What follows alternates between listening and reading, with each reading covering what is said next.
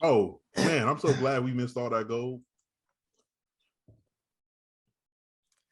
I look. It's okay. I need to start recording. I've been saying that for 2 years and I keep forgetting. So my bad. They don't gotta know nothing about any of the stuff we talked about. Yeah, my lung is sore. A poor little lung.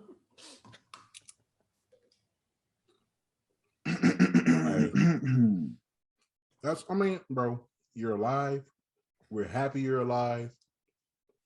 Nobody had to know anything about the super random time me and my homeboys decided to meet up after years in Atlanta.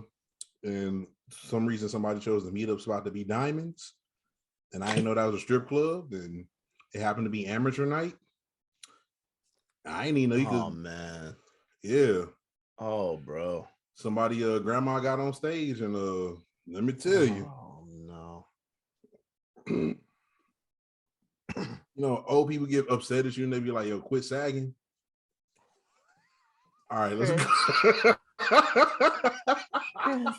Back on the scene, Dwayne and Janean, I'm bringing the facts, they know what I mean. Music comparisons, yeah, it's embarrassing. Up in the Ford, I feel like I'm Harrison. Back on the fast track, mighty and morphing my name. Feel like a gentleman, top of my class. The legend, I'm feeling like 3 stacks. Hey, word to Aaliyah, taking it back and forth. I'm feeling so 1 in a million. I'm maybe like Travis McCoy, gym class hero, wanting a billion. Hey, Jay on a holiday. Well, hello, people. What's happening? Welcome to a very animated edition of Past the Ox. It's your boy Dwayne, known by a bevy of people. People you know very well, quite like myself, actually. And if you think this is something, you should see the pre-games. But,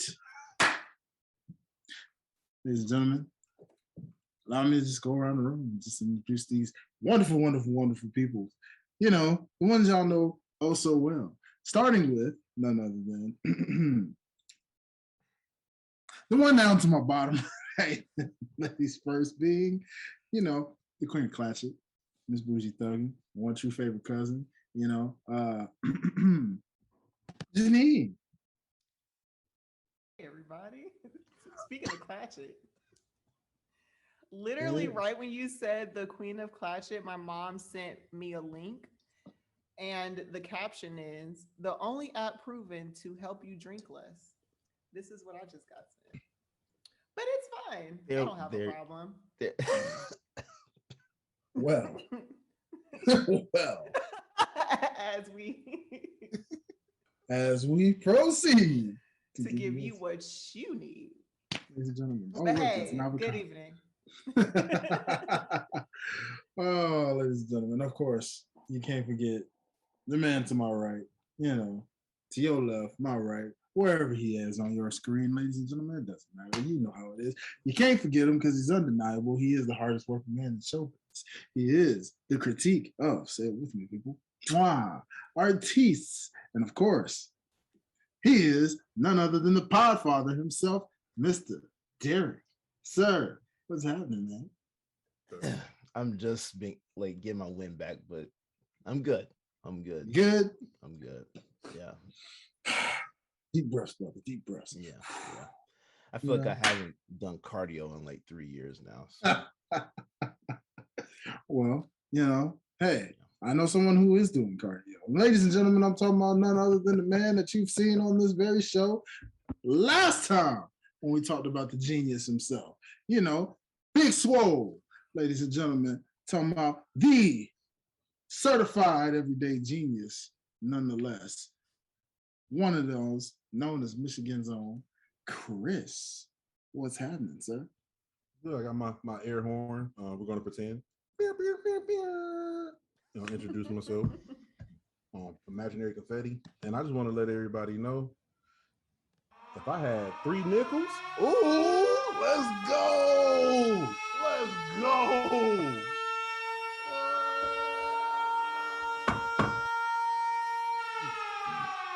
That's enough. Wow. You have sound effects. I love it. I love it. Wow. That was really good. Thank you. If I had 3 nickels, I'd have $1 that was 85 cents short. Don't you know, bump it up.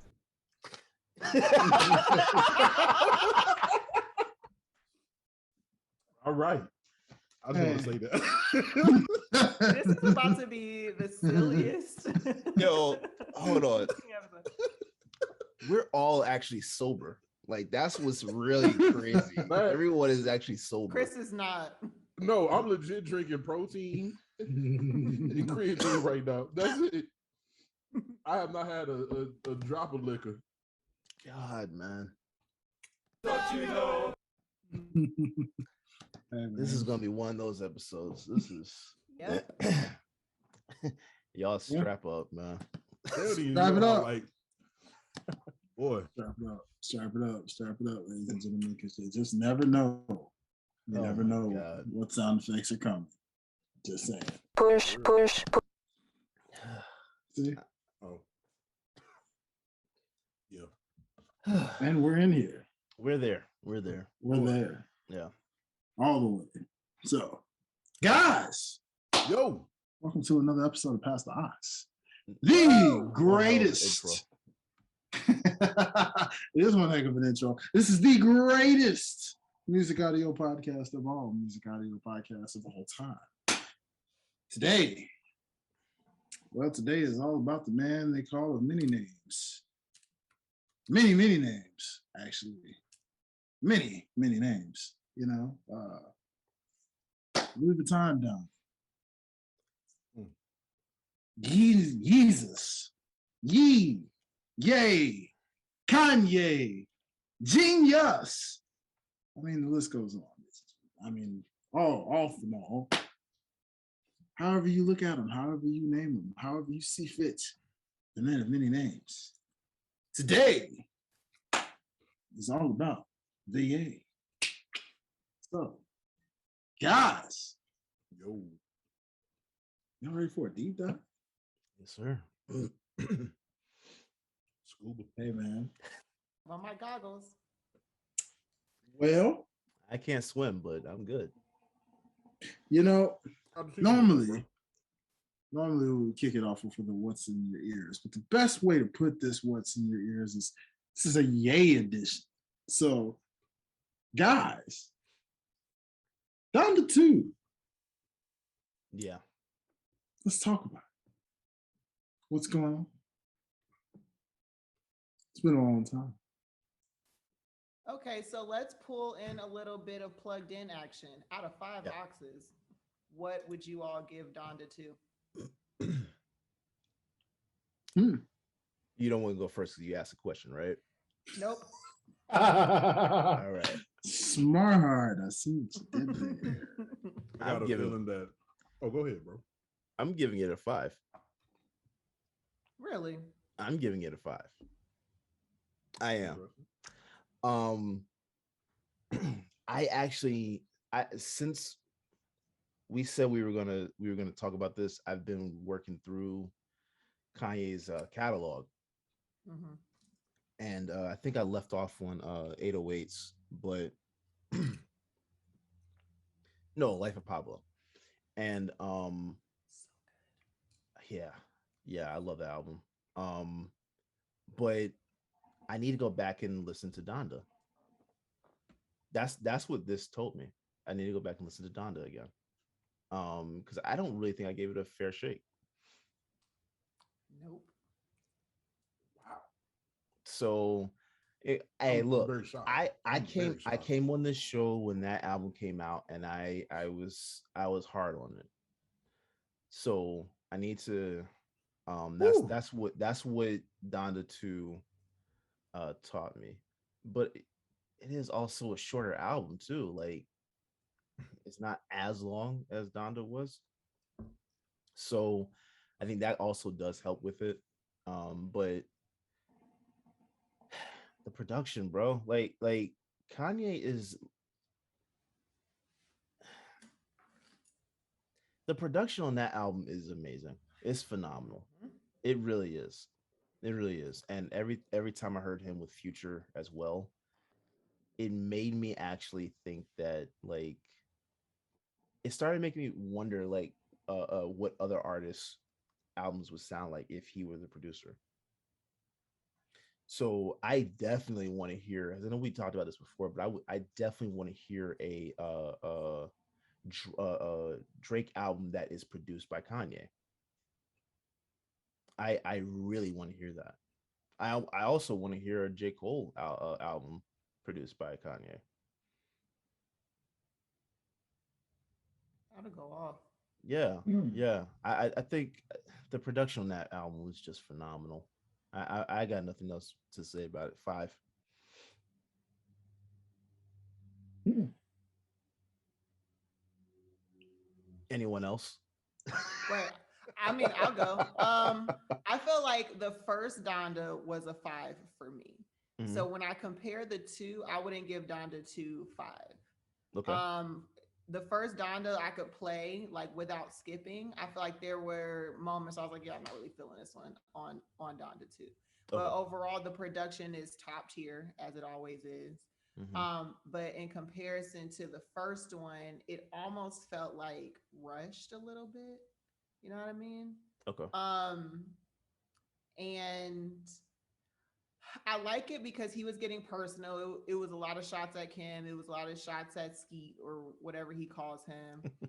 But I almost wish he presented it more like an 808 and Heartbreaks. I feel like he was able to get his feelings off on 808s and Heartbreaks a little bit better than he did on this one. But overall, it's a great fucking album. But I would give it maybe like a 4. Definitely not a 5 though. There were skippable tracks for sure. I'm not saying that this is a perfect album in that sense, but I think that the production is what made me push up to a 5, even with those tracks where I'm just like, I could do without listening to this again. Gentlemen, See that, Chris, as the guest on the show. I didn't like it. I didn't, man. really? Nah, not at all. I actually think it's like his bottom 3 albums. And he genuinely disappointed me because I do agree with Janine in a lot of aspects where it definitely sounded rushed. And I think Donda, the first one, masterful. The one thing that threw me off about Donda when it first dropped was it was not thematic. Sonically, it was like very consistent. Thematically, it was not. And a lot of albums like also sell their sounds by themes. And it was some random time I listened to like Donda 2. Excuse me, not Donda 2, Donda on shuffle, and the album sounded a lot better. And you can even tell the amount of thought and work that he put into it because you knew that he was doing a concerts with Donda to literally test the process structurally before he released the final product. It got released, without him liking, and it was like, it is what it is. And if you noticed with the deluxe album, not only did he add extra songs, but he actually completely redid the order of some of the old songs. So songs flow into each other a lot better. Okay. Yeah. And you could just hear the thought. And with Donda 2, I felt so much of that was lacking. It was a very emotionally charged album, which is okay if you got emotions, but I felt his stuff was very melancholy. It was super. There are some areas that was like really dark and like really sad. And as an artist, I understand using art to be a release, but I think a lot of his stuff ended up getting to a point where it was like unhinged. And it was so raw that it just got like really dark and almost depressing in some areas. Too many shots at Kim where it was like really he was reading out of a diary as opposed to like actually just making good music. And it's like, all right, I hear this beat and you're upset at Kim. All right, next song, you're upset at Kim. Next song, you're upset at Pete and Kim. Next song, you're upset at Kim again. Next song, yo, you miss your kids and you love Jesus. Dang, you still upset at Kim? All right, next song. And it's like, bro, we get it. Yeah. You know what I'm saying? But like, it also takes away from your art, just how a lot of artists did promo runs before they drop an album. It's like, dude, you're in the news every day. Now, on a separate but related issue, do I think Kim is innocent in all this? No, not at all. And I'm not going to be one of those people that just because Kim is seen as the sweetheart and Kanye is seen as the bully, is seen to be the bully, act like she's like escaped this. No, you know what I'm saying? You have a woman who just what exited her third or fourth marriage. All of them were short lived. You know what I'm saying? You have a family that is full of people who are all in power for only God knows what, technically speaking. You know what I'm saying? And it even got to a point where earlier in the marriage that Kim even said that like Kanye's mental health issues weren't real. And he got diagnosed being bipolar depressive. So it's one of those like when you know those backstories and how it like leads up to what he was doing for the album, you could tell he was really releasing a lot. And I don't think this was the type of stuff that should have been released on record, or at least the way he did it. And I think it was the fact that he is a genius and he can do it, that he did it and he put it out. And I just really felt like he shouldn't have, or he should have taken some more time and presented it more artistically if he was going to do it. And for that, I give it two oxes. I just couldn't rock with it. Not mad at that. So, Chris, I'm curious. Mm-hmm. You said bottom 3 albums. What do I think are his worst 3? Definitely this one.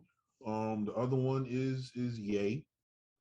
Mm-hmm. And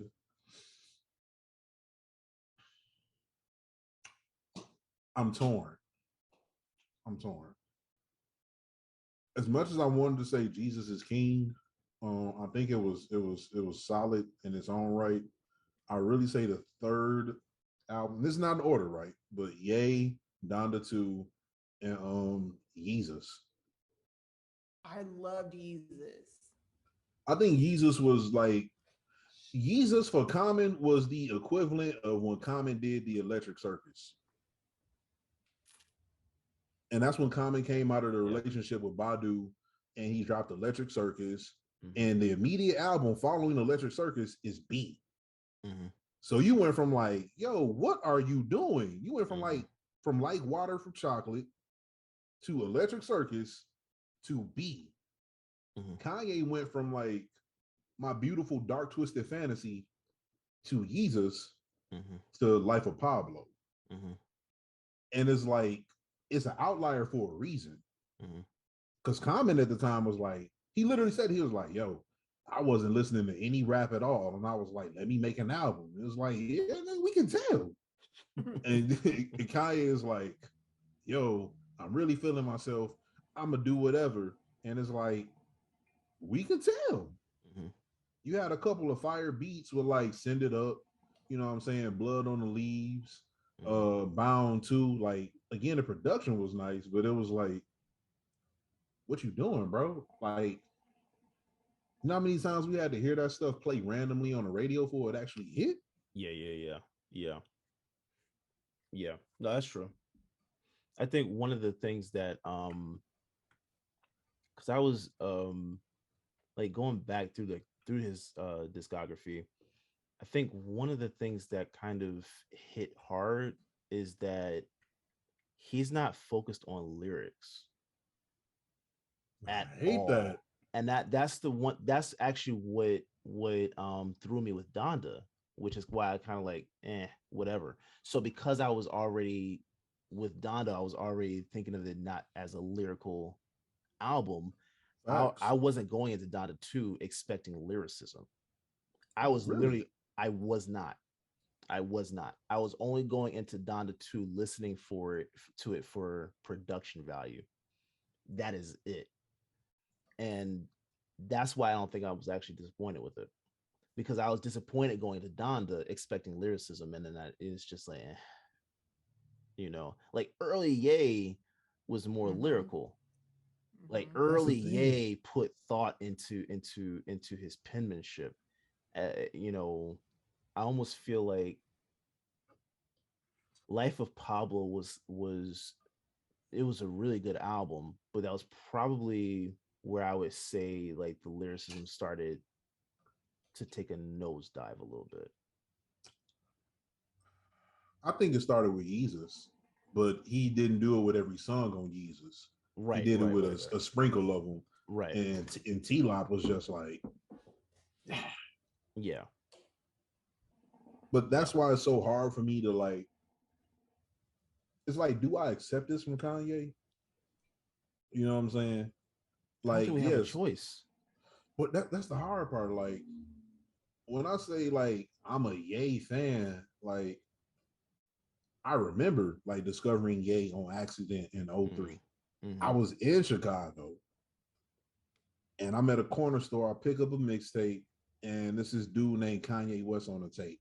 And I'm like, who is this? And it was Through the Wire.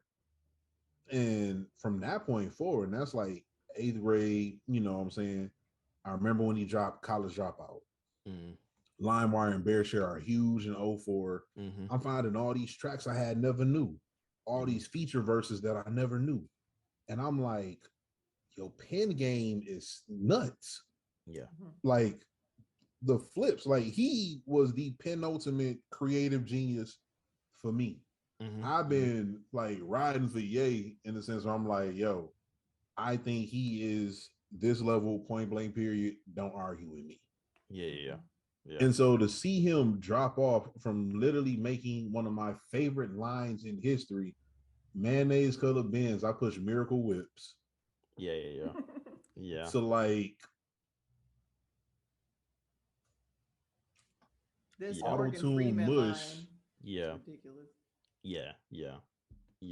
No, I agree with you on that. But I think that's why it's like it's not shocking anymore. That's why I'm not listening. Brain. He has it, but you're not like, again, I wasn't going into this album thinking this was gonna be a lyrical piece. I think that's the only reason why. Like, I don't want to like, and we're gonna talk about it later, but he didn't want to be put into this box of a producer, right? Early on, right? He wanted to be known as a rapper, and he ain't rapping. He's not rapping. So I'm almost wondering, like, should he just move back over to producer? Like, he can't. I know he can't. I know he won't, because that's literally not what he would do. But it's almost like you're questioning, does he have it anymore to be lyrical? And that's where I'm torn, because like with the greats, you're not like Jay-Z, you're not wondering if he can still be lyrical. We've heard some of his stuff lately with it was kind of like, bro, come on, like that ain't it. But we know he is still lyrically sharp. Like he never fell off lyrically. And I'm kind of wondering, like, what, like, is that the thing with Kanye, or is it because, you know, he's just going through all this stuff with Kim and putting himself into a position where he's allowed himself to get ridiculed so much on a grand scale, that this is what's just dominated his mental, to the point where it's a creative block lyrically, because it's not a creative block from the producer side. I think the best explanation we have starts with J. Cole, and his verse for Ye and False Prophets is nuts. Yeah. Nuts. Yeah. And he just clearly outlined it really simple.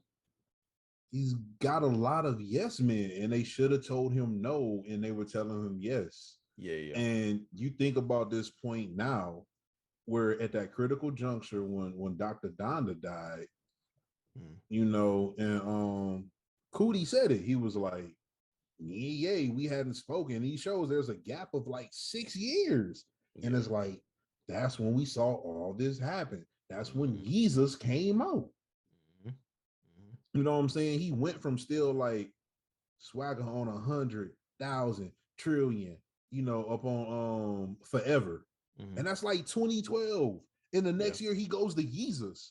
Yeah. How do you actually stay in lane with Lil Wayne and J. Cole and Eminem and Drake on a song, and the next year you go to Yeezus? And it was like people were just, yeah, man, put that out.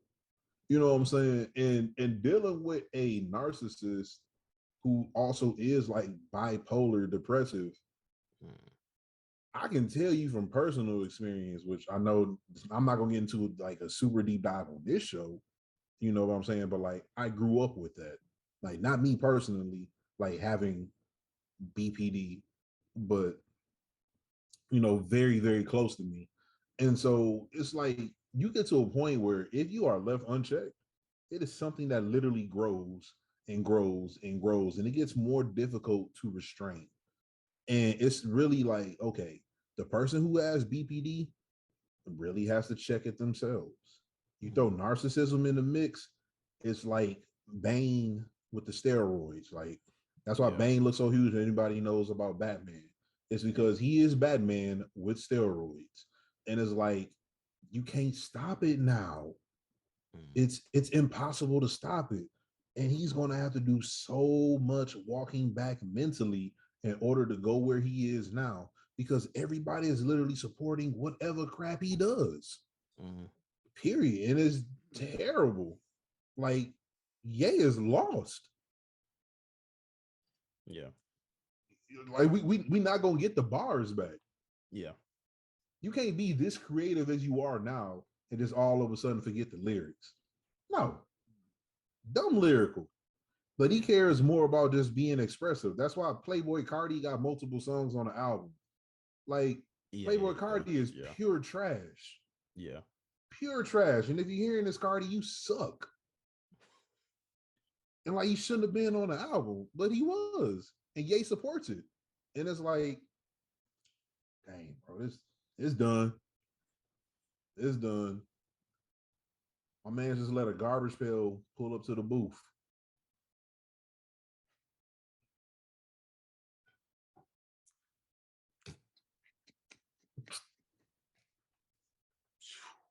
Mic drop.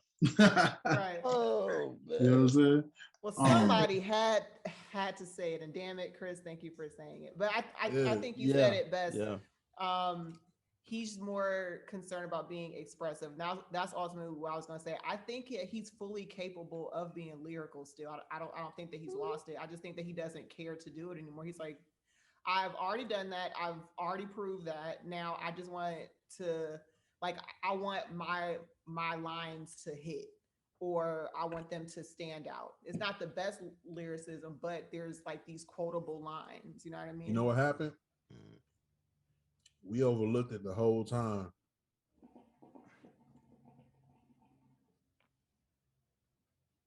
I like the sound effects. We overlooked it this whole time, though. Man, that was the Kardashian curse on Ye. We thought Ye was good this whole time. Ye went from like, all right, blood on the leaves, we the new slaves, and it was like, hey, this dude's spitting. The next thing you know, oh, that was gone. The dude even made a whole track talking about, I miss the old Kanye, the black and gold Kanye. And it's like, hold on. You literally know what you're not doing. You're telling us you know you're not doing it. Yeah. And you got a wife that's like, oh my God, Kanye, that's so awesome. You know, and now look, she ain't even messing with black dudes no more. She built a career on black people. And she went to Pete Davidson. I like Pete. Pete's funny. I fool with him on Guy Code. He's not black though. Kanye, he sacrifices blackness to break the Kardashian curse. I'm playing. There's so many levels. I'm just playing. All right, keep going. Sunk in place, maybe. What did it cost you? Everything. All right, keep going. This is true. This is true. I mean, I'm saying all this while I'm eating collard green stalks. So, you know, stalks. I'll tell you what I say with a grain of salt. You feel me? What did you think about the album? Dwayne. Yeah, Dwayne.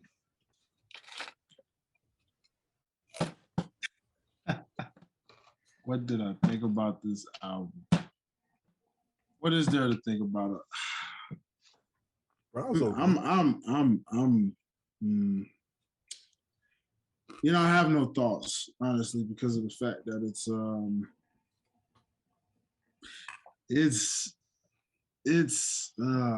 for one, it's a live album, so it's subject to change literally next week and be completely different than what you just heard of. 2 months from now, this could be the same album in a whole different version. I hope so. It's literally a live album, so it's one of those albums that won't really stay the same per se. There's gonna be so many versions of it. It's gonna be not even funny, but I don't know. I kind of have to look at it like I did go into it with lyricism hopes, but then again, not really, because again, like I can't speak on. I don't know Life of Pablo all that well enough to judge it. Jesus, same with that. I don't know well enough to speak and give opinions on it. I tuned Kanye out after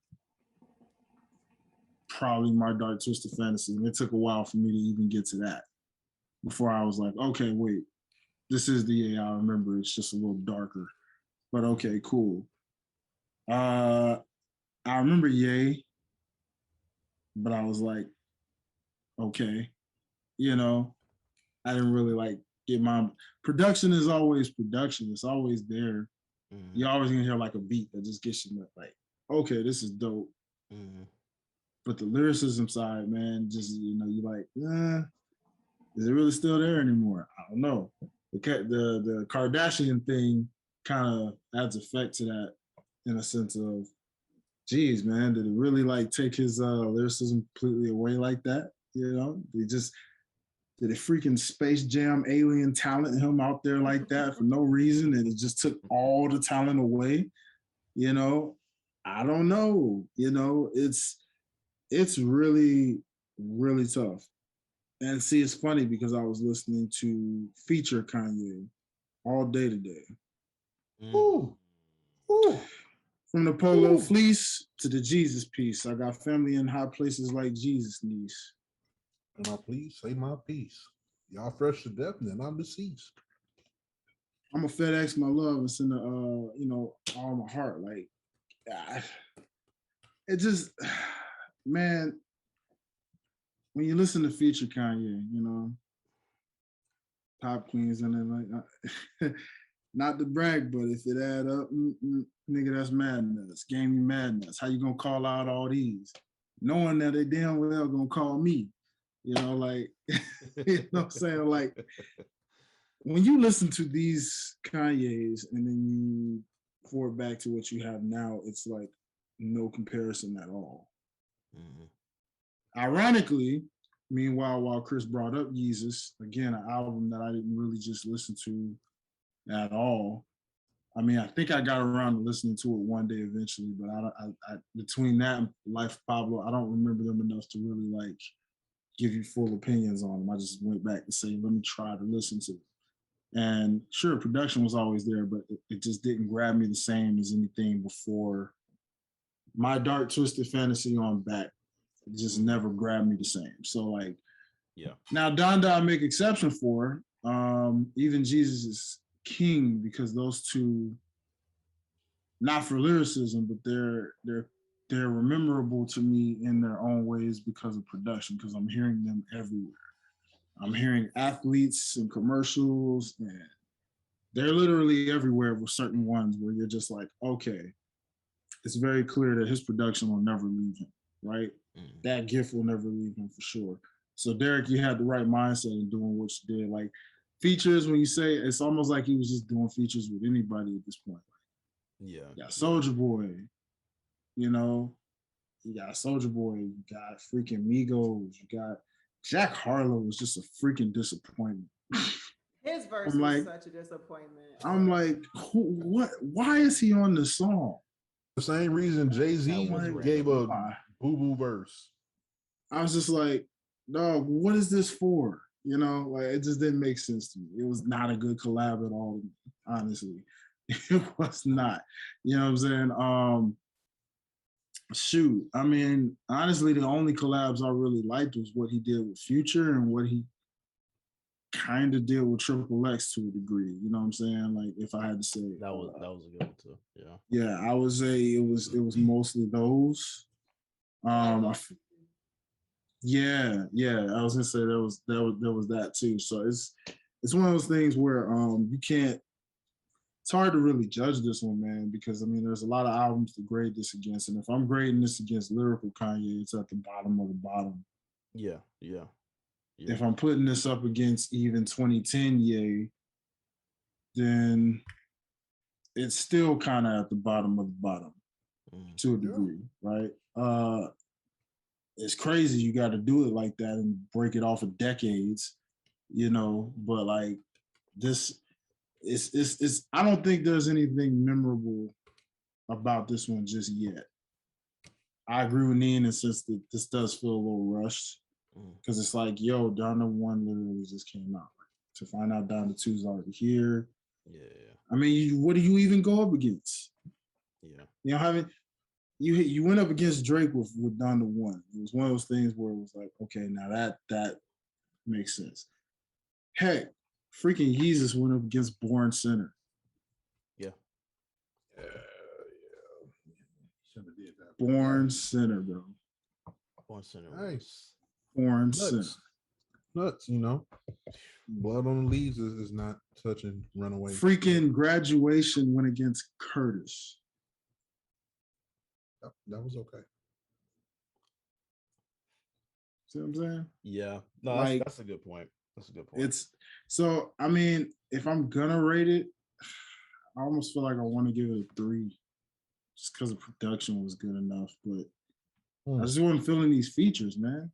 Outside of a few people, it was just like, man, this is just like these felt like bonus tracks. Yeah. It did. It did. What you get? It did. Yeah. Can I ask all this though? Because I think part of another reason why I was looking at the way I was looking at it is because I'm starting to feel as if Kanye musically excuse me, decided to go into the new era of hip hop with more so being a vibe than even focusing on lyricism. And that's what I'm feeling with Kanye now. Like that's why I don't think that I went into Donda 2 thinking about lyricism. I went into it thinking about vibe. See, I would agree with that. But that fool created the doggone vibe. Yes. Yes. Okay. The vibe exists because he created it. Yes. So that can't even be something you can even say. He created it. I think it both matters. This sound right now is the fault of 2 men, Kanye and Lil Wayne. They are the 2 reasons. Call me if I'm wrong. Drugged out.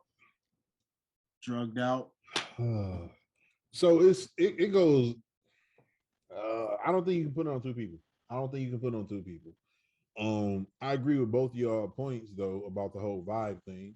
Because me and one of my bros, one of my best bros, we were talking about this. And this before I changed my mind on Donda because I was like, and I heard it on Shuffle and was like, oh, this is one of the top 4 hip hop albums of the year, high key. Quick side note, shout out to Isaiah Rashad. You really had like low key the best hip hop album last year. Yes. Like The House is Burning is fire. All right, back to Ye. So it's like season. Keep it a buck, please. Keep it a buck with Derrick. Keeping it a buck about the off season. It's top 10. One of my biggest beefs with J. Cole is J. Cole don't really have a lot of replay value in his albums. I've always disliked it for that. I'm like, J. Cole lyrically is top like notch, But honestly, my favorite artist out of the whole Dreamville camp is and has always been Boz. He has the best sounds. Did you just I'm sorry for sidetracking you from your main point.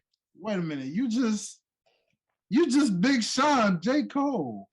That just so let's put it like this. No replay value. J. Cole has replay value off the strength of fanaticism, not off the strength of his actual production and his music. So people be like, yo, how you heard this? How you heard that? And it's like, cool. But I don't want to just all the time ride around. Actually, it's rare that I want to ride around and listen to anything from like Forest Hills Drive. Like, let's be real. Nobody's talking about For Your Eyes Only. The only people that I heard talk about that was my homies that got married, and they was like, all right, yeah, I fold clothes, and that's it. Because the title track has more precedent than the actual lyrics. And that's why it's like, when you compare it to other folks he dropped, other folks that drop under the label, it's like, have you heard Milky Way? Like, have you heard Too High to Riot? Right. No, I get that. I get that. Yeah. I get that. Like, but For Your Eyes Only. See, I think people get on For Your Eyes Only as if this is a horrible album. It's not a horrible album. No, it's not. It's a married album. I'm not married. Okay. Neither am I, but I love the album. It's married. No, to who? I play. Don't put me out there like that, bro. Like, I am not married.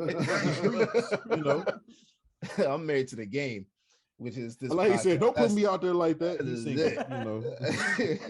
No, no, but I thought For Your Eyes Only was a personal thing for him, for us telling his friend's story, right? That I think that's why a lot of people like get on it in terms of saying that it wasn't a good album. Because a lot of people just don't understand the story behind that whole thing. Well, that's fine. So you can say that one is more so for the fans, right? Cool with you on that. I'm cool with you on that. But to say he has no replay value, I think that low replay value. Low replay value is a farce. Yeah. No. I mean, look, if I'm not about making personal albums, but I'm not trying to sidetrack you from your main point about Kanye, bro. Oh, I appreciate that. So I just want to say this because I do remember, but we talking about like dropping personal albums. I just don't think how they did it is the way to go. Two of my biggest gripes with J. Cole has always been production, and the second one is always production. Everybody is not made to be an everyman. You know what I'm saying? You can have the talent to do a lot of things. For all my people who follow the Bible, you know what I'm saying? I believe it was Peter who said I can do I can do a multitude of things, but not all things benefit me. It was either Peter or Paul. I want to say it was Peter. I haven't read the Bible in a long time, so I'm not sure. Hey, it's all good, bro. It's all good. Nevertheless, the point of that is like, I got a ton of skills to do a ton of things, but that don't mean I should be doing everything, right? Like, everything ain't gonna benefit me. You know what I'm saying? And I think that's the same beef that I have with Crit. I love Crit. I've seen Crit in concert like 4 times.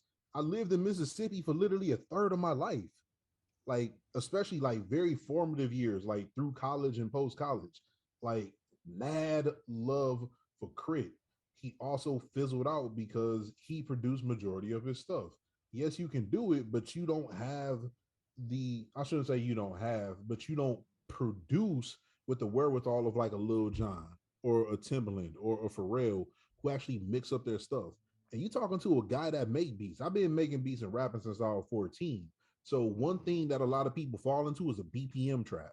You either do something at the same tempo or you will double the tempo and then you will just like cut the speed of your lyrics, right? So that's when people try to do like either double time or they do halftime, but it's like the same thing. And if you fall into the same range, that's why when you listen to J. Cole, when he dropped Sideline Story, you listen to In the Morning, Mr. Nice Watch, they all have very similar BPMs. And that's what separates him from a Kanye. When you listen to a College Dropout or Late Registration or a Graduation or 808s, regardless of how you feel about the lyrics or the mood, there's a stark contrast between a breathe in, breathe out, between a we don't care, between the spaceships, between the last call, like between even skits with school spirit, like because the creativity switches up BPMs, cadences, and patterns. That is an actual musical mindset. And so that's one of those gripes that I had with Cole. It's like, bro, that's not you. You get cool sounds, but you don't do enough with the music. And so your stuff has low replay value because it tends to be repetitive. And you're so creative that you're putting all this creativity over the same doggone thing every time. So what do you like more, lyricism or production? Which attracts you to an artist more? Because I think for me with I think that's why with Cole I'm able to replay, because I'm just listening more so for the lyricism. It's twofold for me, right? Because I care about, like, again, you talking to somebody that did both, right? You know what I'm saying? So it's like the beat is going to hook me in first, and then what you put over the beat is going to keep me there. And when I say what you put over the beat, it's multifold. Not only what words you're saying, I want to hear your cadences. I'm a sucker for a dope cadence or a fire flow. Yes. Like, I don't care if it's fast or slow, because you got people like Too Short, and Too Short is infectious because he literally just knows what to do, slow and steady, and he wins the race every time. I told the DJ, play a song, son. Like, you don't even care what he's saying. That is just like, like he's just riding. You ain't got to be twisted. And I said, well, like Cole is like, there was a funny meme, and it showed feature Cole versus regular Cole. And it said feature Cole is the Incredible Hulk, and album Cole is Professor Hulk. Like when it showed like Hulk. Okay. So okay. He said like they're both Hulk. That's not bad though. That's not bad though. And that's why in Avengers they're like, hey, get angry. He's like, guys, that calmed down a lot. You know, he's wearing his glasses. He's still in Hulk form. He eating at the diner. You're like, yo, that's the Hulk. He's like, no, me and the big guy had a talk. Like, nah, you miss Hulk angry. Like that's what you're looking for. Like when you put Cole on a feature, it's like, hey fam, you want Cole on your feature? I mean, he even hopped on Benny the Butcher track and said, man, if I did a feature with Jesus, I'll probably go to hell. Because he know he a monster on features. To even say something that audacious. Actually, that was the other way around. He said, if I go to hell, Jesus asked for a feature. Okay, hey. But it's the same thought. It's the same, but the same thought. Same thought. You get it. Yeah. But it's just like, bro, you bold, but it's like, we can't lie. You one of them people that if you put you on the feature, like he's entered the echelons of the M&Ms when it comes to like feature game. You know, it's funny you mentioned that entire situation though. I guess to piggyback off of what Derrick said in terms of like, do you listen to production or lyrics? Like that Benny the Butcher album is a perfect example of that, because I feel you, Chris, in terms of beat grabbing first, because he was smart to make that song with J. Cole the very first album, because the very first song on the album, because after that song, it was just kind of like, all right. I wasn't really feeling Santa Talk like that. I'm gonna be nothing else was really grabbing me after that song. It was like, oh, I mean, he's spitting, but no beat is grabbing me right now, like not one. But that one with J. Cole grabbed me though. The beat rise is a vibe. I want to freestyle to it. So I'm just, you know, it's on my list of freestyles. So I get it. It just sometimes it just what it is. That's quick other tangent until I walk back all these tangents back to the point where let me get on that freestyle, bro. I'm with it, man. I'm with it. You know, that's that one is on my freestyle list. Between that and Diet Coke, I have a lot to say on these two. Okay. I have a lot to say on these two. On a separate but related note, when we talk about again like storytelling, I think there's a masterful way to do it. Because I think 444 was one of the dopest story albums ever. Yes. Like he literally told the story of his infidelity, his childhood, his mother coming out the closet, like why he's not a Christian, and everything else. And I think about all the bars he said, shouting out God, not believing in God. And I'm like, hold on, this is conflicting. Then he finally unpacks this and he does it in such a crafty way where you're just listening to like, bam, you're listening to 444. Like you're listening to him over the production and it's like, this is how you do it. You know, you think about certain songs, like when Big Sean dropped Freshman 10, oh my goodness. Yeah. I bro, I was in the gym listening to Freshman 10. Had never heard it. I'm like legit mid set pre-workout is pumping, and it was so nuts to hear him tell the whole story of what's going on in his life since the freshman cover and like walking back from the freshman cover. How he was on there with OJ the Juice Man, J. Cole never made it. You know what I'm saying? Didn't know any of these people. I stopped and I wrote 50 bars to it instantly because it was such a well-crafted story. And so again, it's like when you look at like the Donda 2, it's like you have better ways of like telling a story. You know what I'm saying? Like Kanye's done it before. Yeah. Like you listen to a spaceship and he talks about like they take me to the back in Academy, asking me about some khakis, but let some black people walk in. I bet you they show off they token blackie. You know what I'm saying? Like you hear what he did with Last Call. That's like a 12-minute song, and it's probably the most beautiful song on that whole album because his ability to tell a story. Yeah. And he just threw all that to the wind. Yeah. And it's like, fam. But tying all that into the end, my beef with it, and also understanding what Kanye does for the listeners who may have gotten a little confused. Ultimately, I think Kanye is responsible for creating the sound, but going back to what J. Cole said in False Prophets, also riding the sound. So he rides what might be a curtain wave and what people are listening to, and then he creates something off of that. It's really dope to be that innovative. It's also problematic that because you care so much about innovating, you don't really care about developing. And that's what disappoints me with him. Again, knowing that he still has the ability to have bars, craft stories, like actually make very creative ventures, and he just threw that to the wind just to make a new wave. Because whatever Ye puts out, hip hop follows. They did it with Yeezus, they did it with T-Lock. You know what I'm saying? They definitely did it, even though Ye wasn't like a good album. Like they still bit the sound and like the lyrics. You know what I'm saying? And my homie told me like what Ye tends to do is he's like a time capsule. Every album Ye puts out is like a time capsule of what's happening right now and what's to follow. And that's why I'm asking if that's just where he is right now in terms of artistry, because I think that's what he's more so focused on. I don't think he's focused on the lyricism at all. I think it's just the sound. It's the vibe. It's what he wants to command and focus on. I think after the map, that's the theme of the album. I think quite honestly, seeing how resilient he is, even at 45, like he's still killing it, right? Right. And one of his peers is an OG who is literally 50. And you don't think of Jay-Z as 50, you think of Jay-Z as Jay-Z. And I think it's just the resiliency that Ye has that give him a couple years to have a good arrangement with Kim, make sure things are good with the kids. You know, he's able to unpack and like,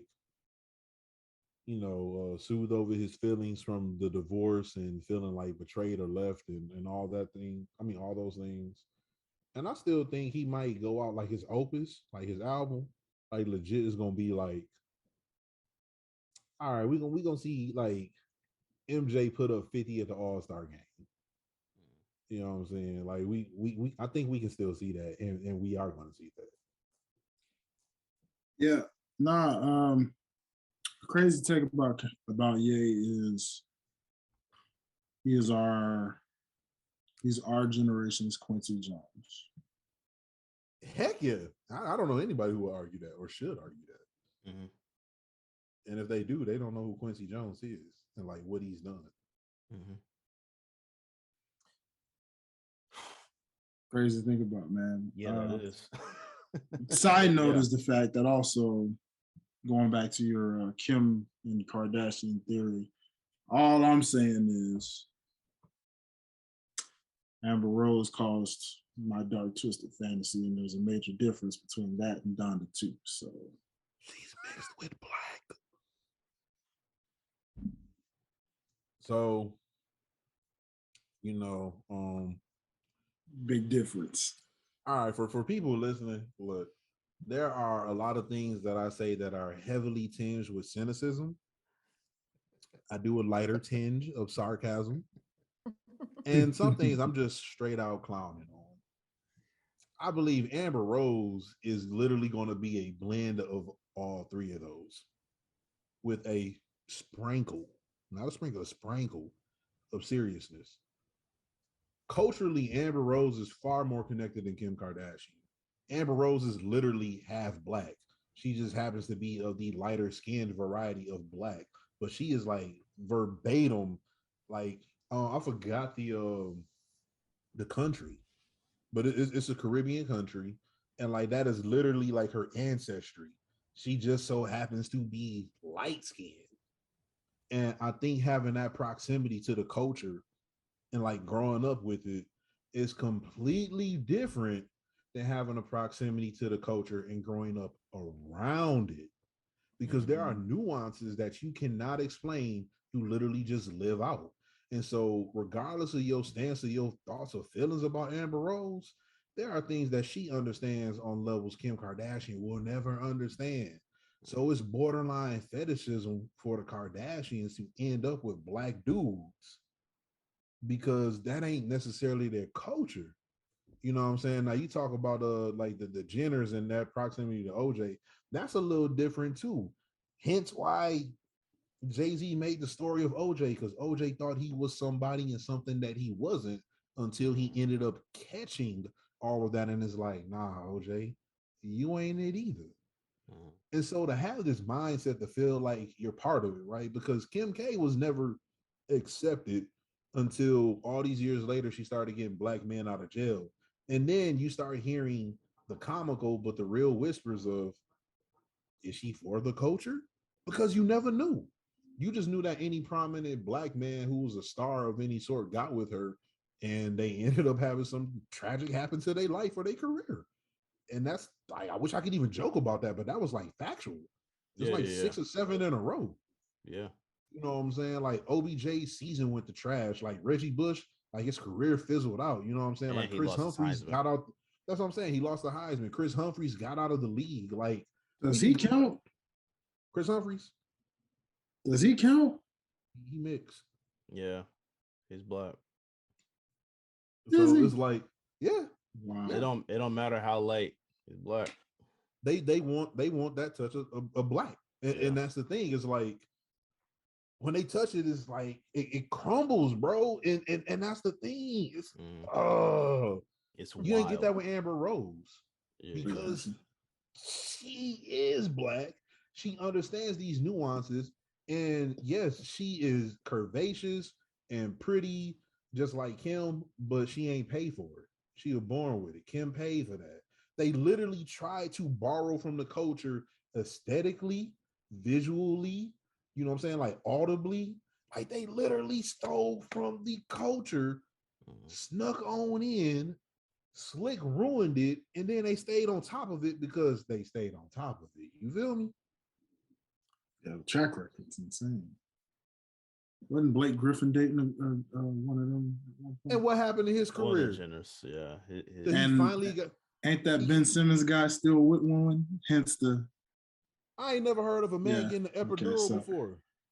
Bro, Yeah, that was my first time ever hearing that too. But Ben Simmons got one. Yeah. And he's with a Kardashian, right? One of the So- Jenners, yeah. That explains it got all. absolutely no clock and got traded away. He left, did get a ring though, but that was because of LeBron. Exactly. So you got to think about it though. Here's the glow up for Kyle Kuzma.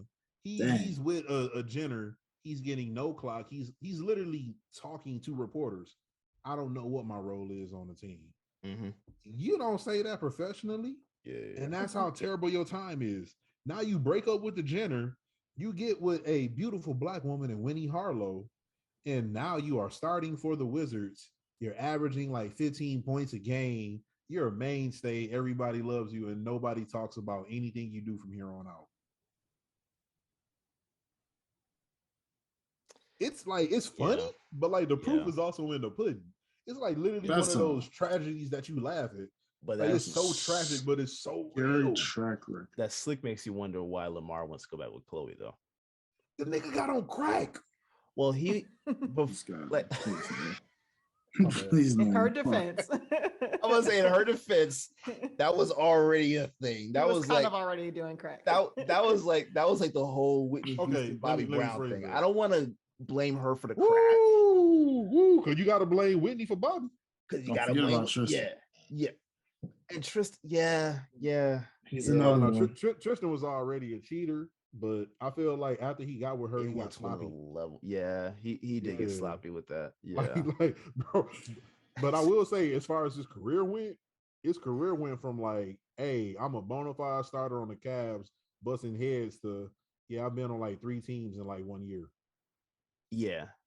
Because when he was in Boston, that was tragic. Facts. That was Boston tragic. was, Boston was See, tragic. Sacramento was tragic. Chicago was tragic. Facts. Yeah. Got all the other teams. Yeah, this is a goddamn shame. Lamar did leave the Clippers and go to the Mavs. This is a You know what? goddamn shame, man. And then I and think, then James Harden was with Chloe for a hot second. And then ain't that when he hurt his knee? that's Jeez. when he broke up with Jesus, her. this is When he broke up with her, crazy. he I forgot which record he This is broke. just He did.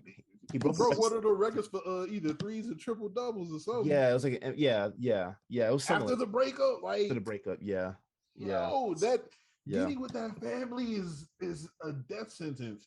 And I This think it's is like too much. those are the only women I've ever seen that have been, especially in even today's climate, as wild as today's climate is, with feminism clashing with classic patriarchy, clashing with sexual freedom, clashing with, yo, you still for the streets. Those are the women who have been with everybody high profile. Everybody know it. And everybody's like, I still want to wife them up. And it's like, I have never seen that in my life. And I feel like the Kardashian cooter is the equivalent of the ring in Lord of the Rings.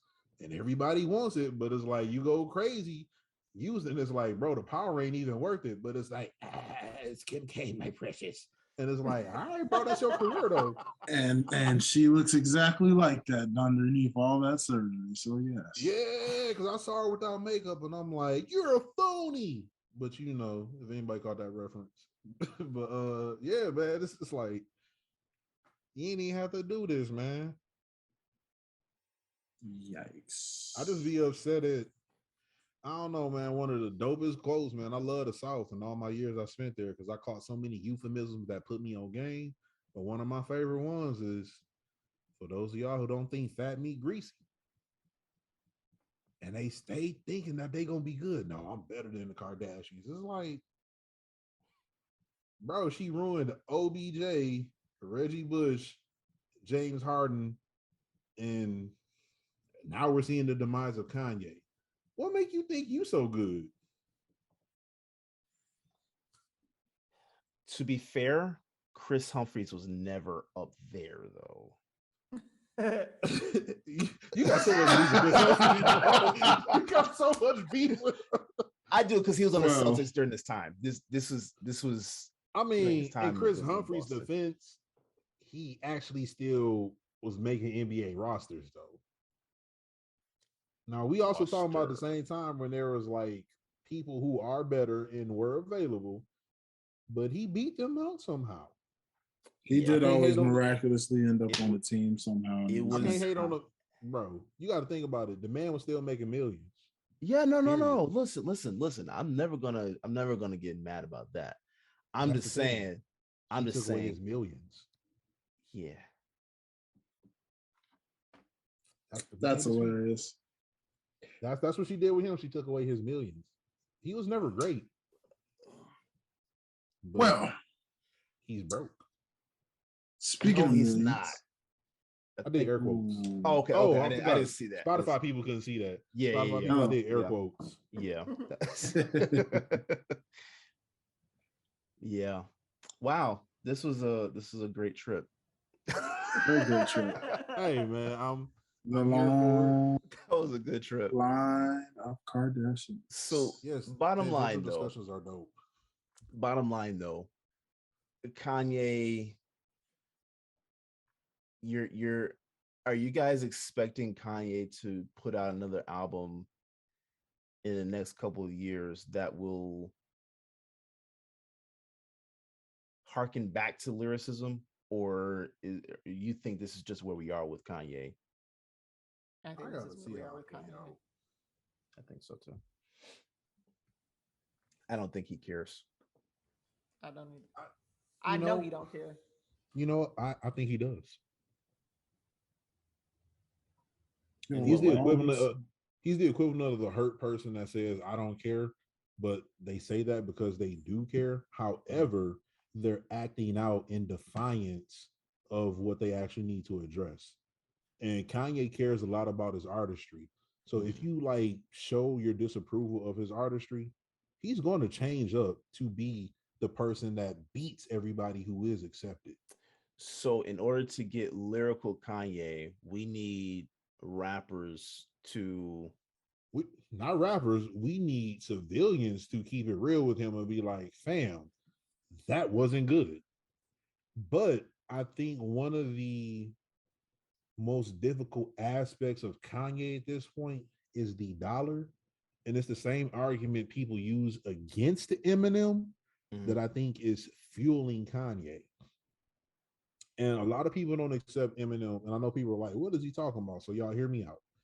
A lot of people don't always accept Eminem, especially black people in the culture of rap. Is me one of the goats because he's white. And they're like, because white people are the ones buying his records. Yes, he definitely appealed to white people like none other when it came to rap, but he legitimately has talent, right? And he's actually self-aware of this. For Kanye, even if black people disapprove of him after the whole slavery remark, like splitting the vote, you know, whatever you may feel, other goofy stuff that he's done, he still has support from who is over 60% of the US and white people. He has so much support from them financially to still like stream or purchase his stuff, even if we think that is trash as a black community, that he's going to feel like he is still acclaimed. And so by that virtue, it's difficult for where you came from, how hard you was repping Chicago, how hard you was being the voice of black people, to even notice, unless by word of mouth, that you're actually not accepted on the level that you were because of what you're doing. And so it's going to be really interesting to notice, is he conscious enough to realize who he was doing it for ain't checking for him like that no more.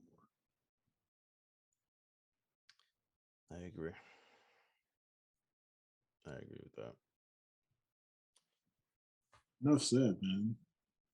So the only thing left to really ask is a transition to you guys. Speaking of the old Kanye, speaking of the transition, speaking of the evolution. Now we covered part one in an earlier episode, but guys, since 2 and 3 have released, and now you have seen this entire collection of Jeen-Yuhs as a whole, I must know, what are you guys' thoughts over this entire documentary leading us up to present day Kanye? We'll let Janine kick it off. Why? Okay. I don't know, man. Like, why?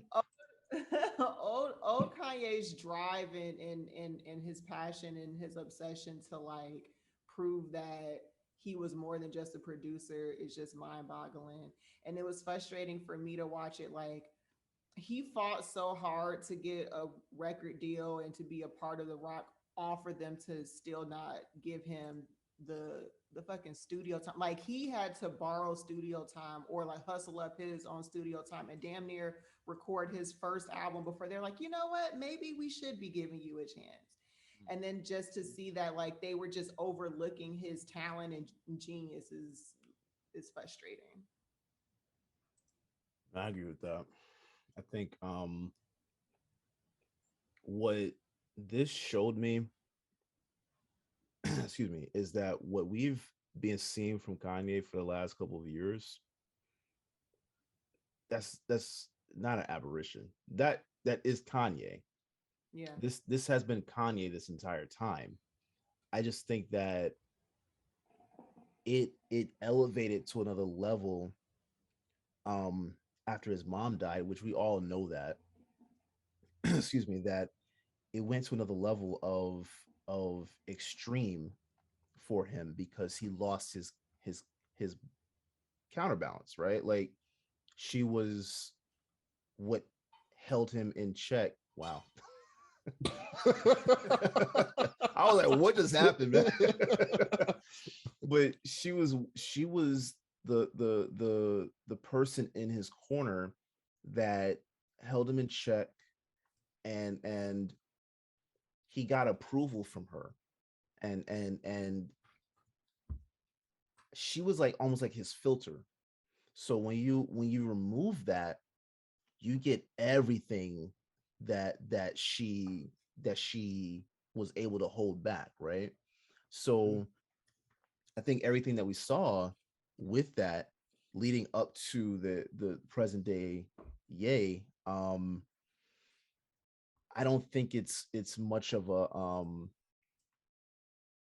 I don't think it's a coincidental thing. I think again what we saw is what we see now is what we saw back then. It was just more like tamed a little bit.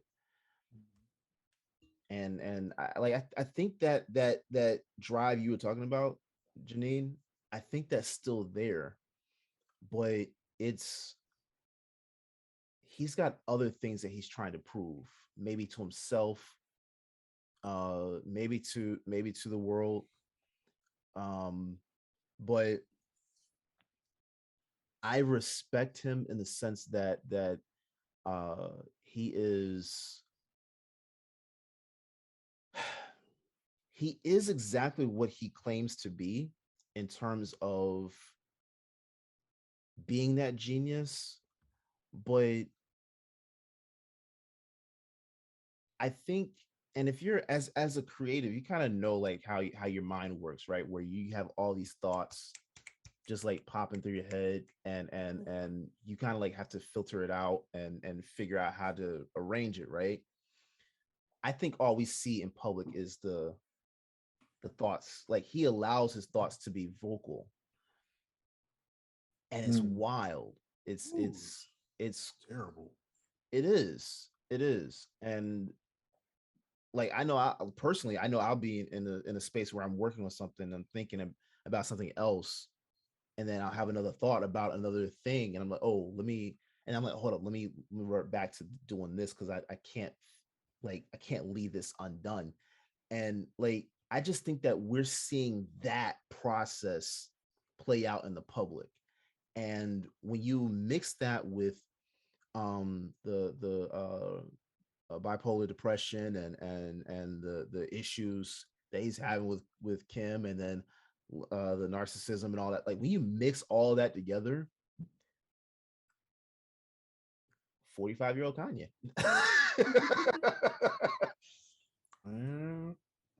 This actually just made me understand who that is. That's all Genius did for me. It made me understand what we've been seeing over the last couple of years, and who we have in front of us right now as an artist. So I had nothing but respect for the guy, but I hope he is able to get that counterbalance again in his life. And that's what I loved about seeing Cootie and I forget what the other producer's name was. Chikwe Yes. or Chike or something like that. Yeah. That's what I liked about seeing them come back together at the end. Because it seemed like he was starting to get that back in his life again, where it was like you have people in your corner that aren't yes men, that are trying to tell you like, yo, like, yeah, I know this is how you're seeing it, but it may not be like that. And you could hear Cootie really like trying to drill that into his mind. But when you think you know more than everybody, What is anybody gonna tell you? you can't teach a man a lesson he thinks already knows. So Hence, can't tell me nothing.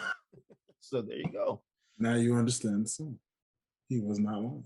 Yeah. Wait till I get my money right. He got his money right. You can't tell me nothing. Can't tell him anything. He told us exactly what was gonna happen.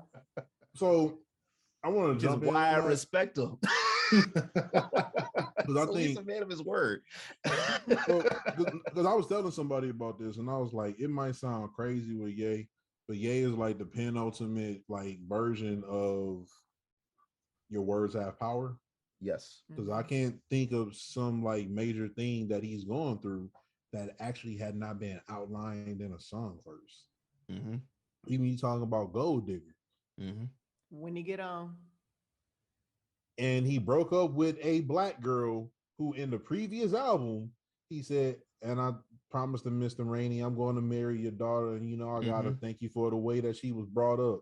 Mm-hmm. Next thing you know, she's not in the picture, you know, or it's like 18 years. She got one of your kids, got you for 18 years. Now Ye is like, and off the grid, we both got a bag, but my bag is more heavy. And you had to put certain, you know, provisions in your dissolution of the marriage because he was like, yo, you can't touch my money. You can't have this. You can't have that. And it's like, hey, bro, you're speaking this up, not us. And you said, wait till I get my money right. You went from having a few thousand to millions to you're worth like 10 billion now. And it's like, okay, I don't want to release my album on streaming players where you're not Billboard eligible. Okay. I still got to deal with Gap. I still got to deal with Adidas. I'm still moving my own stem player. I can violate Instagram's rules so much that it took them how long to ban me? Because you got power and influence. Like what we talk about is like who's really going to stop Ye? And people are like, well, we're just concerned about his online behavior. There's only so much you're going to say to him because when he told DL, yo, I can get you hurt. Yeah, we're going to laugh all we want to. How many rappers you know? Like let's put this in perspective. How many rappers do you know is cool with all the GDs like this and it's seemingly out of nowhere? Was it really out of nowhere? Yeah. How many rappers do you know that everybody's scared of Jay Prince is not scared of Jay Prince? He legit is like, all right. He let Push do the talking, and Push ain't scared of Jay Prince for a reason. Push is like, bet you want to go to war, let's go to war. Right.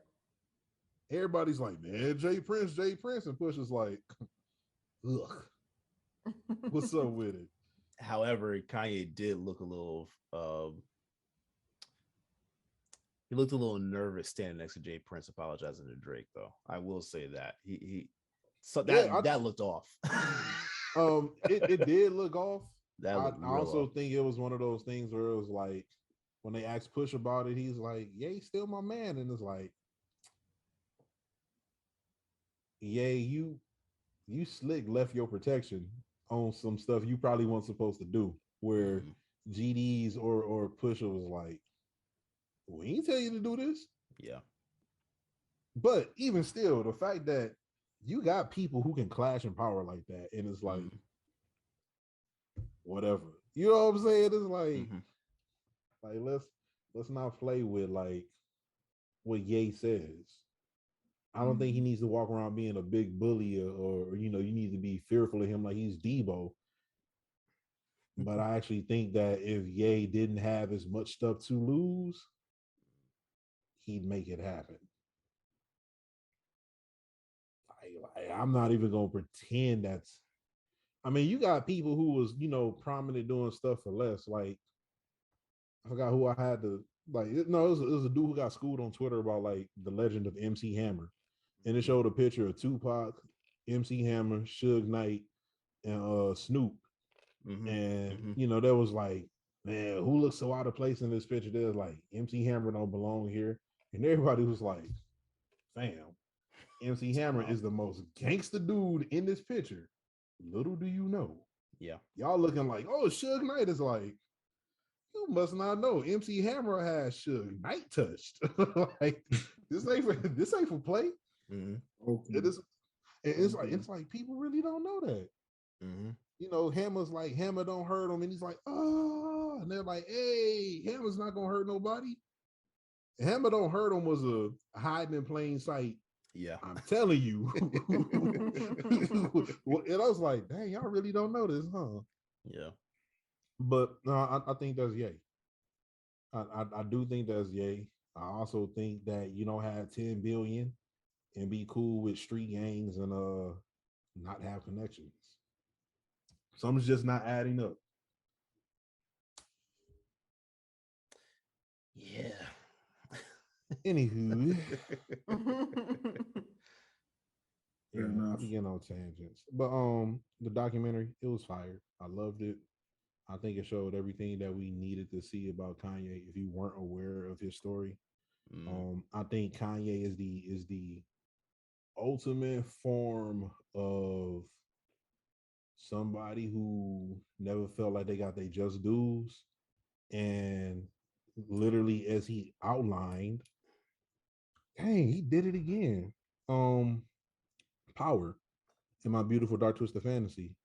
No one man should have all that power. Oh. And I don't know if y'all remember the cover art for the track for Power.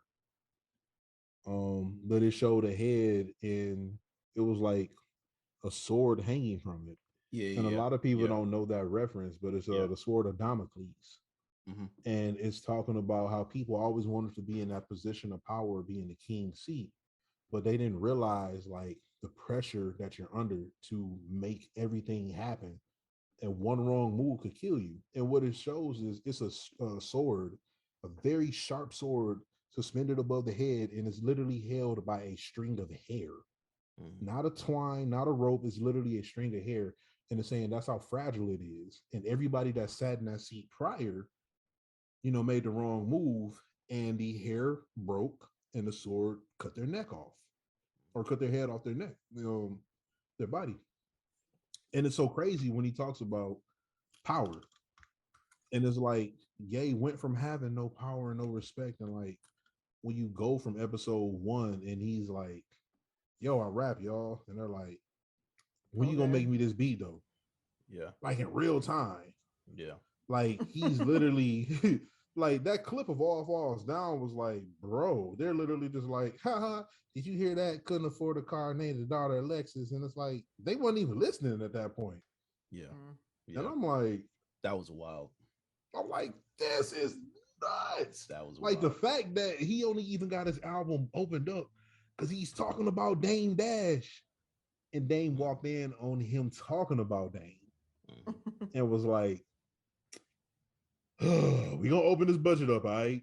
It is like, Right. dang, like that's how. And then y'all closed it again once he got in an accident, and it's like, yo, when I spent literally my whole life on this, my life savings on this, and then I finally make it, that is such a hard balance to maintain sanity, professionalism, humility, all these things. And I think that gap that it showed when Cootie was not there for him in those 6 years after his mom died was a very Mhm. formative point for him And that's when he had all this power, and it just made him go haywire. And he's literally still on a day-to-day basis not handling it the best. I think some of the stuff he does is very sincere, but he's also not disciplined, and he flips back so quick. So I think when he apologized and said, I need to hold myself accountable, for all those outbursts at him, I think that was real. And he does recognize it. And he kept doing what he's been doing because he needs somebody to literally coach him, but he's also made himself uncoachable. And it sucks because he's put himself to be a paradox. And I think this documentary showed literally that. It's like the man who strove for fame, rise to the top,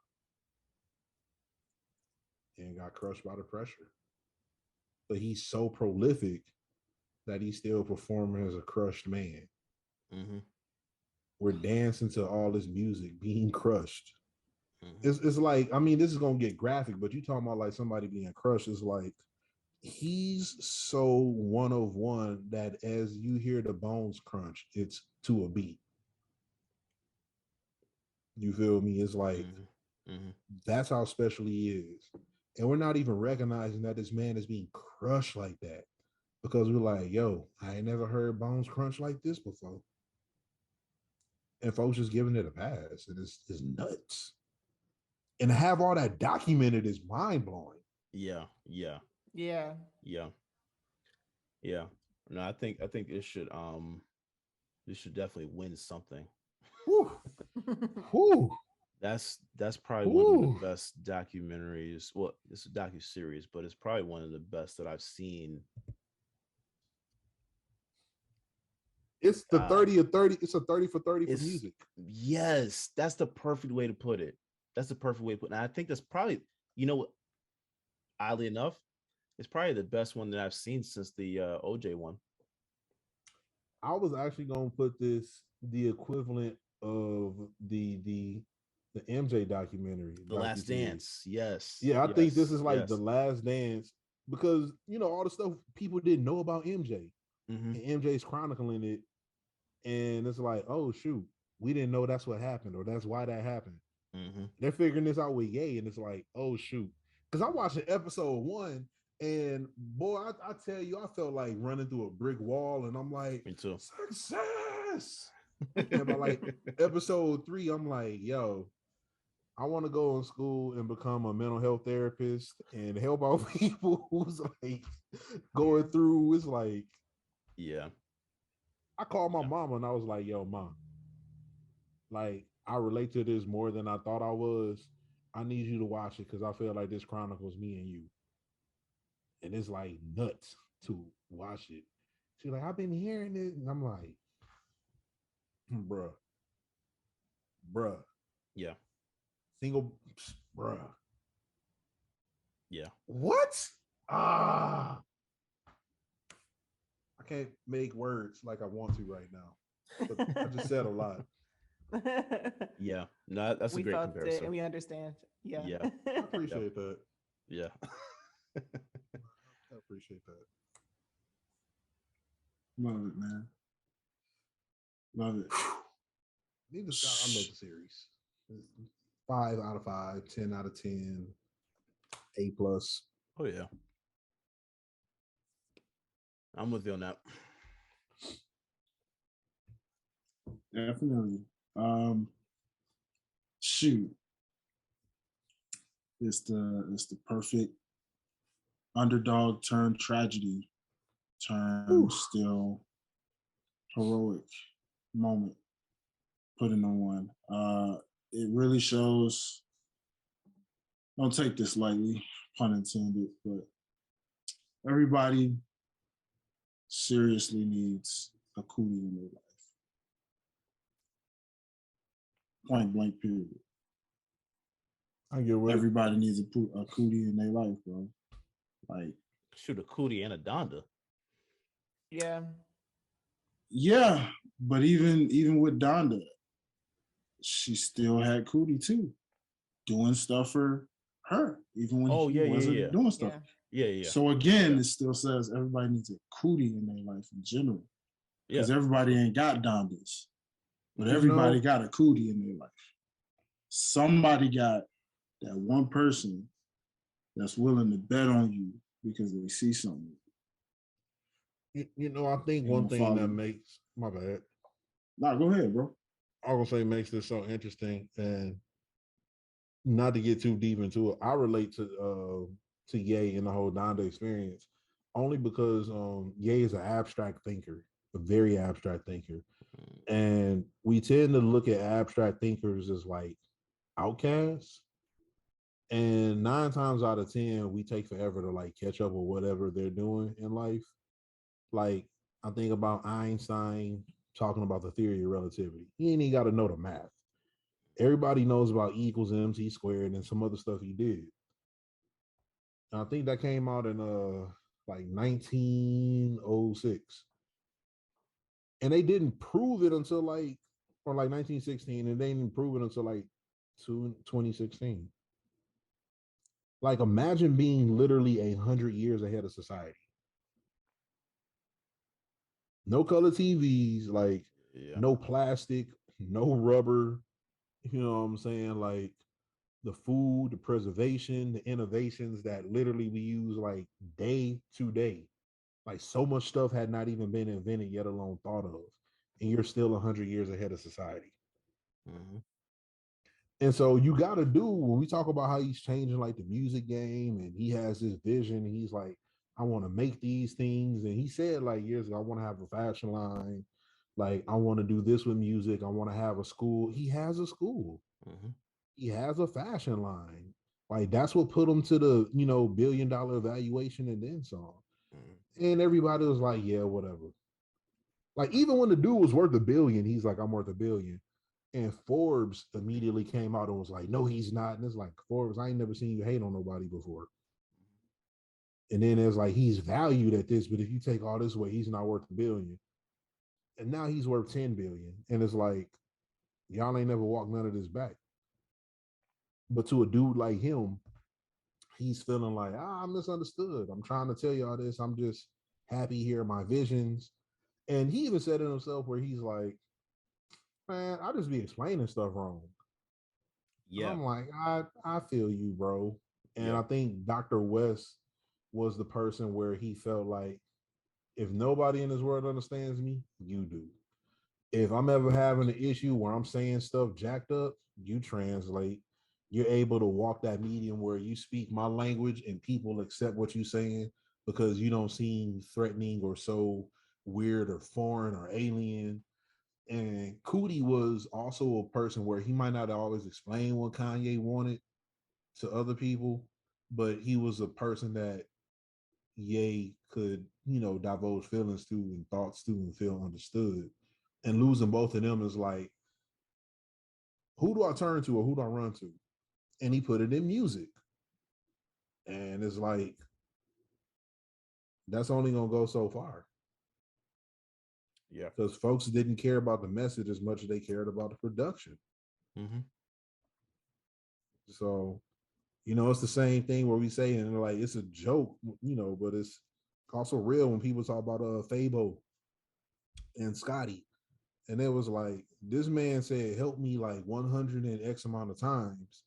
And we in the club turning up. Yeah, it's like, help me. And we was like, help me, help me, help me. And it's like, this nigga's really dying. And we like, hey, go deaf, go deaf. And it's like, hey, this is yay. Like, but you got to think about it. Also in False Prophets, J. Cole said it. He's like, this dude screaming out for help. Mm-hmm. And we're just turning up to his music. Mm-hmm. Mm-hmm. And it's like, dang, J. Cole gets it. Yes. But Ye ain't going to listen to J. Cole. Not at all. But to my earlier point, he said he put out False Prophets for us because he knows that Ye's going to listen to the people. Yeah. But the people don't care enough. And that's the sad part. They don't care enough. It's funny because, This artist named D1, man. Shout out to D1 because D1 is nuts. Yeah. D1 has a song. He just dropped an album called Finding Balance. And the thing about it is there's a song that he has, which is a part 2 to a song he wrote at like 16 years old, working like fast food. Off 3 rappers. Pretty sure y'all can tell who these 3 rappers are. Very significant. One being a mentor and a big brother to Ye, if you know who that is, right? That you just mentioned at 50 right now. Speaking of 50, that would be the other one. And then, of course, Yeezy. Lil Weezy. Lil Weezy, not Yeezy. Lil Weezy. Now,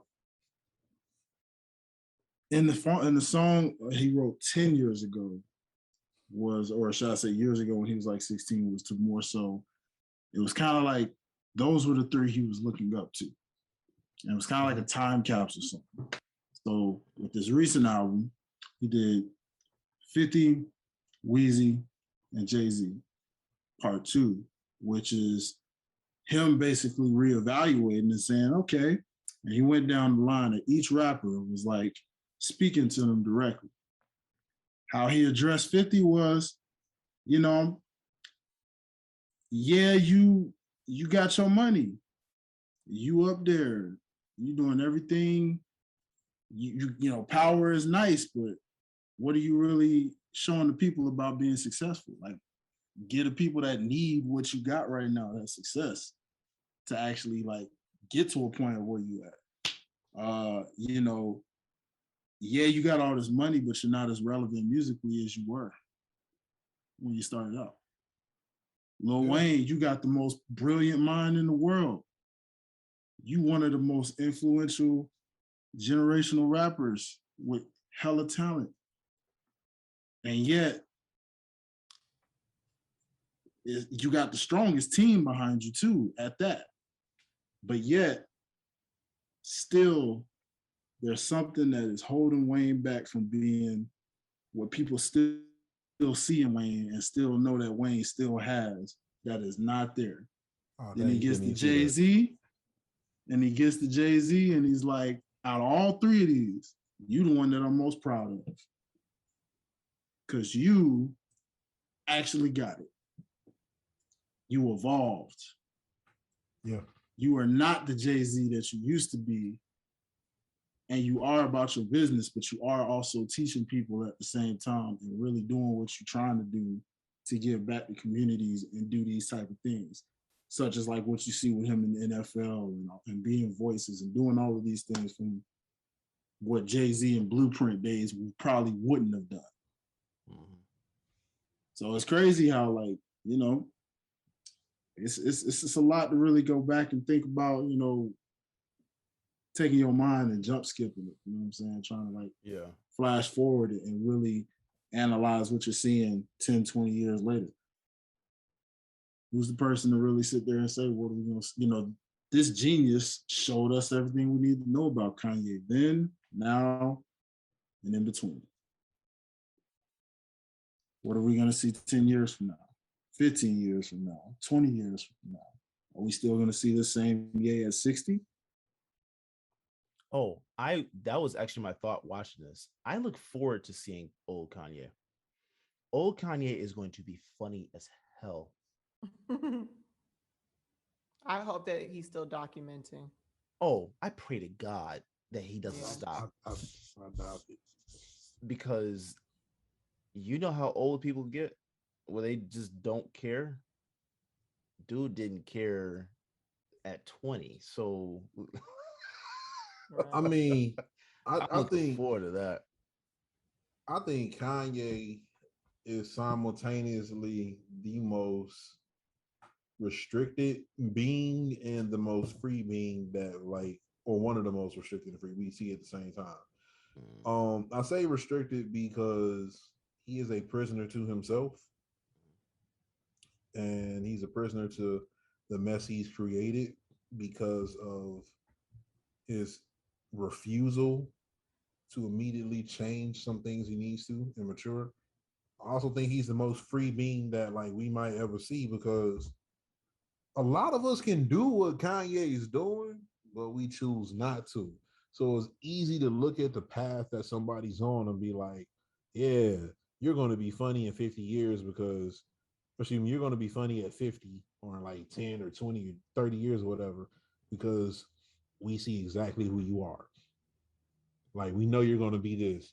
And Kanye is like, I think I want to try this out. And he does it. And we're not used to seeing people like do that. Mhm. And so it's kind of hard to be like, dang, how is Kanye gonna be in 5 years? Yeah. Everybody was like, Kanye ain't no Christian, he's faking. And they was like, oh shoot, he is faking. Now it's like, I mean, oh shoot, like he is like real about it. He's also troubled. Mhm. You know, you didn't see Kanye as a mental case 5 years ago either, right? Prior to, again, you think about 2007 graduation Kanye, super cocky. Nothing like the hungry, humble Kanye. Well, I ain't gonna say humble, but you know what I'm saying? Like to a degree, like humble Kanye on like College Dropout. You fast forward again, and the content that he's talking about on like T-Lop and everything else, and it's like, I ain't even know people's like bleaching booty holes and parties and all like what there's so much going on, bro. But this is like the lifestyle that you live in. And we ain't think this was gonna be hey. He's like, dang, man, Yeah. I got bleach on my t-shirt from your booty. Nah, I feel bad. And I'm like, how does this even happen? Like people's bleaching this, like who you showing it off to? And it's like, yo, this is wild. I can't even fathom what you doing. I mean, we can fathom, but it's like to bleach it though, like how? Why? I don't know. I don't know. People be on some other stuff, man. But it's still like that's just the content though. Like he literally started off like one of them songs on Yay. He was like tweaking off them two like off two CBDs, huh? Or two CBs. That's what tweaking off them two CBs, huh? And I was like, tweaking, wait, huh? And I was like, what's two CB? I had to look that up. And I'm like, hold on, fam, you popping pills now? Who is this Yay? And it's like, bro, you got so much going on. You went from woke, hungry. You went from like the J. Cole that we was making fun of, and it's like this was always broke. To like actually sounded relatable because you were broke. To superficial Kanye, back to like Black Panther Kanye, now to Politician. yeah, like I don't even know what to call this Kanye. You know what I'm saying? So it's like he really just do what he want, bro. And it's like he's so free to do it, but it's also weird because it's like we don't always know how to help you, bro. Speaking of help, yeah, beyond it, he going. Speaking of help, that leads me to ask you guys the most important part of that documentary. How do y'all feel knowing that it's clear as day, video evidence in fact that he never stopped and mourned his mother's death even to this day? My heart hurts for him. Yeah. I don't think he knows how, and I don't think he has a good team of people around him who's like cognizant of that and are allowing him to. I think the only person that clearly is even trying to is Cootie, and he doesn't have enough power to combat the superficiality of the Kardashians, of all these people. I mean, Kim K, for goodness sakes, went on SNL and was cracking jokes about OJ. Like that's your sister's father, and you grew up knowing this man. Now, regardless of everything, like y'all was, but it's like we got to be real though. And like some of the stuff that she said though, you know what I'm saying? And it's like it's like me like legit like getting on national TV and like cracking on like me and my sister, we got different moms. Regardless of how cool we are or whatever, it's like me getting on TV and like cracking about our mom. And it's like for what? Like her mom literally never did nothing to me. even if I can list all the other stuff she did, and it's like, yo, you just ain't got no chip about that. You know what I'm saying? And it's like, if these are the people that are like surrounding you, you ain't got no safe space, bro. Mm-hmm. And men don't know how to mourn as is. We already like traditionally aren't great with emotions because we get so many conflicting like views. If we even get the viewpoint, hey, you a big boy, wipe them tears up. Bet I ain't gonna cry. My man never cries. You just suck at showing emotion. You ain't want a big boy? Yeah, it's like I thought you wanted a big boy. And now Ye is like, I'm not only a big boy, but I'm a multi-million-dollar big boy that has more multiple millions on the deck. And I got a bunch of people who could care less if I just up and died on stage because they look at me as a cash cow. Now what do? And exactly this. Nobody has anything to say. So they just wait till the awkwardness blows over, sweep it under the rug, and try to go about their day. But this man is still suffering. He's done a ton of terrible crap. And he's still a human being who's suffering. And probably would do less terrible crap if he got rid of this part that is making him suffer. You ain't gonna find too many people who gonna be all nice and joyous when they hungry or they tired or they're in pain. Like, try to get somebody to do a favor for you when they're going through a condition. Attitude is short. You get terrible responses. I think that's Ye in real time. We're watching a combination of his like piss poor outlashes and behavior, and it's partially fueled by his inability to just separate himself and mourn. And I think doing that would take away a lot of the fuel that's helping propel a lot of the crap he's doing. I agree with that. Chris's perspective on this whole Ye thing has been beautifully outlined. Thank you. All of that makes sense. Yeah. Wow. Well, guys, overall, it's very apparent that everybody is rating this highly. If you haven't seen this already, I don't know what's taking you so long, but regardless of how you feel personally about Kanye, this is something that can teach you a lot of lessons. But not to give up on your dreams, how to remain humble, how to deal with hurt, how to keep real ones in your corner. So many elements. Taking heed of your mental awareness, mental health. Yep. So many different things that this one docuseries can teach you. So, all in all, go check out Jeen-Yuhs. Streaming on all Netflix platforms. You know? And yeah, guys, as we wrap this thing up, I just gotta ask, is there any final conclusions, thoughts, anything you guys want to lay out there before we skedaddle off this thing? Yes. That was, I was gonna say, that was perfect. My apologies.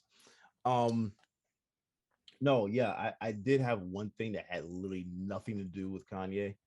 I want to officially offer an apology to Damani.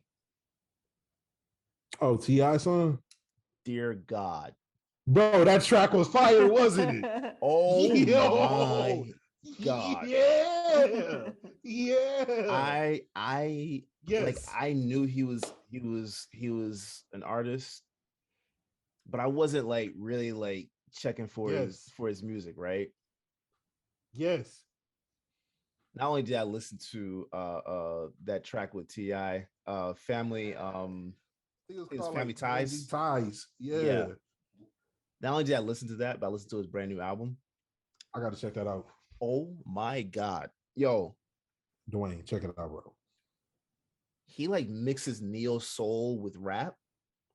And I apologize for saying this like on the Kanye episode, but I've been itching to say this. It's been heavy on your heart. It's been real heavy on my heart. Damani, I apologize, bro. I slept on that nigga, man. I slept on him heavy. That dude is nice. And he's not nice because he's T.I.'s son. He's nice because he's an artist. Like he made sure that he separated himself from his dad's shadow and did his own thing. And I respect the hell out of that, because I've seen people that have tried to get on this path of separating themselves from, you know, from their parents or whatever. And they say they're doing it, but they're really living under it, and you know, don't really care to make themselves. I'm not gonna go into a deep dive with that. Who? I'm just Who? I'm not going to go into a deep dive. Who? I'm not going to go into it. There's a Wait. name coming to mind, but I'm just Wait, curious wait. if it's who I think it is. No, Wait, probably wait, not. wait, It's probably wait. not Say who that you think. sentence again, because I was reading something weird. Oh, Damani separated himself from his dad's shadow and made sure Yes. that he made a name for himself, True. not I off agree. his dad's name. Yeah.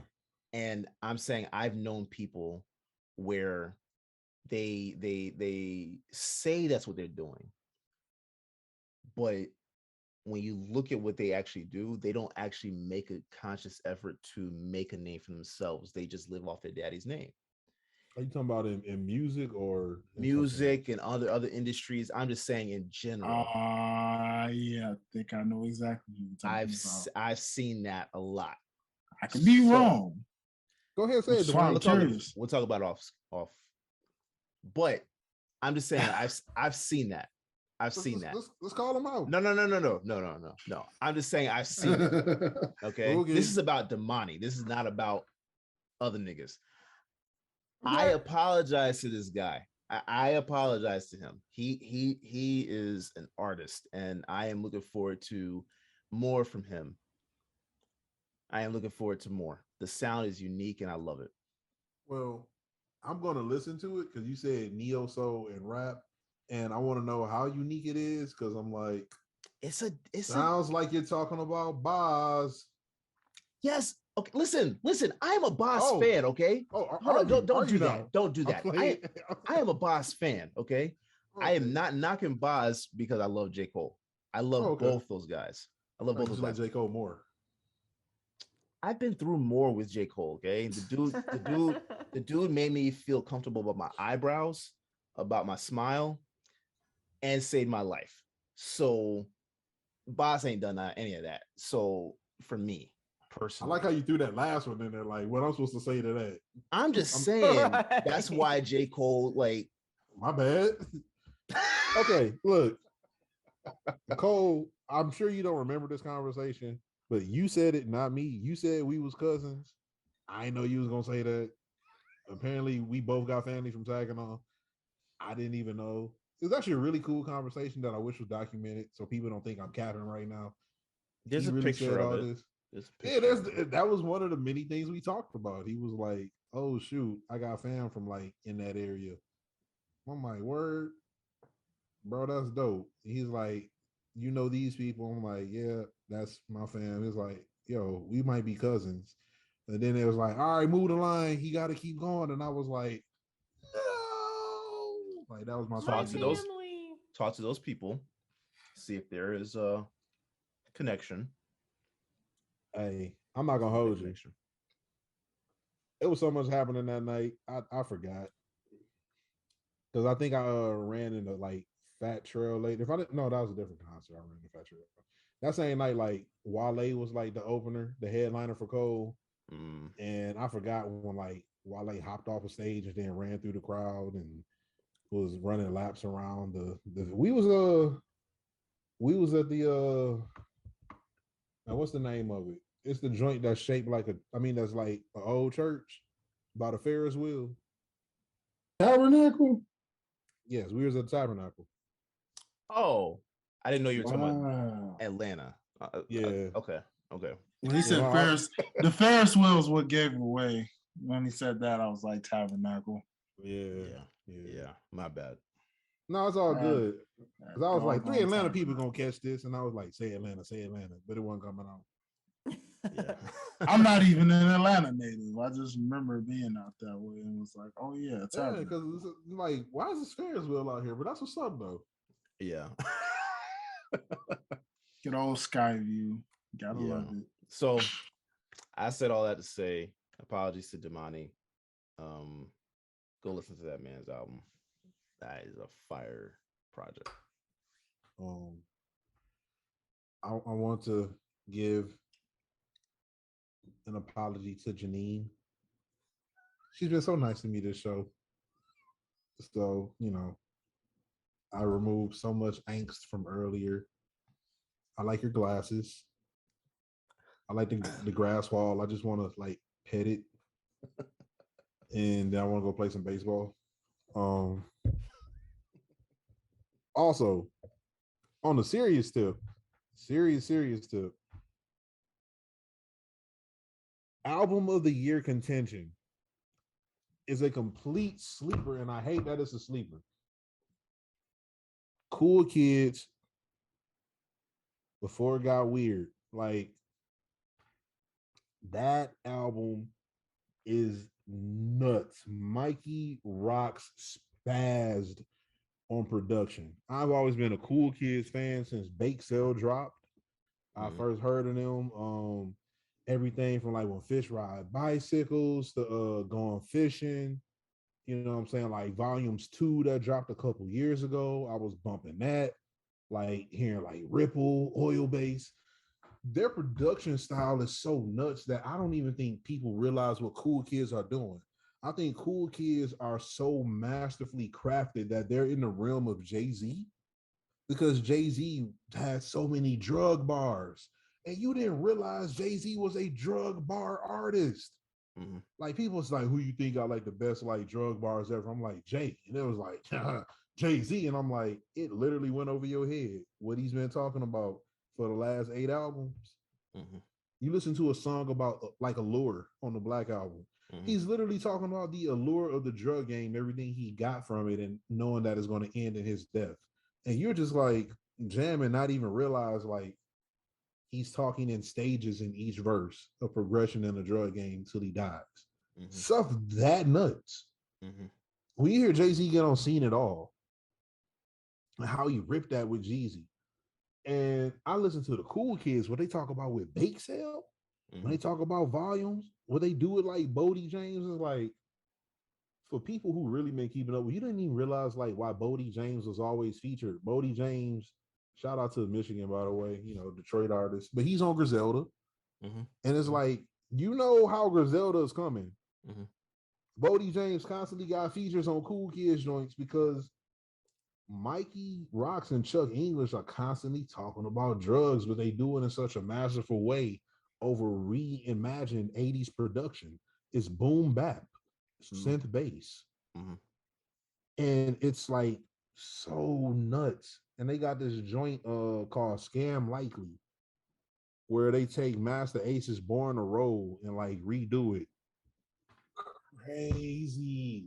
They got a joint called All or Nothing where they take and I heard them, I'm like, wow, I know this. They took Flashlight from Parliament Funkadelic. Like, whoo, like, yo, is bro, Cool Kids. Like, they got skits on the album. When's the last time somebody did skits? I love a good skit. Yeah, it's And been a while. some of them was Tory legit Lanez. funny. It's been a while. Okay, I gotta go back to Tory. Ooh, we gotta talk about that too, because Meg is in danger of getting canceled. Quiet as it's kept. Yeah, we don't have to get too deep into it, but it's interesting how some high profile friends have unfollowed her. The industry knows something we don't. I'm just interested to see when it comes to light and how if people are going to backtrack all the Tory hate. They're not. I mean, on a very separate but still related note to this, typically men are going to be the first to get blamed and the last to get an apology.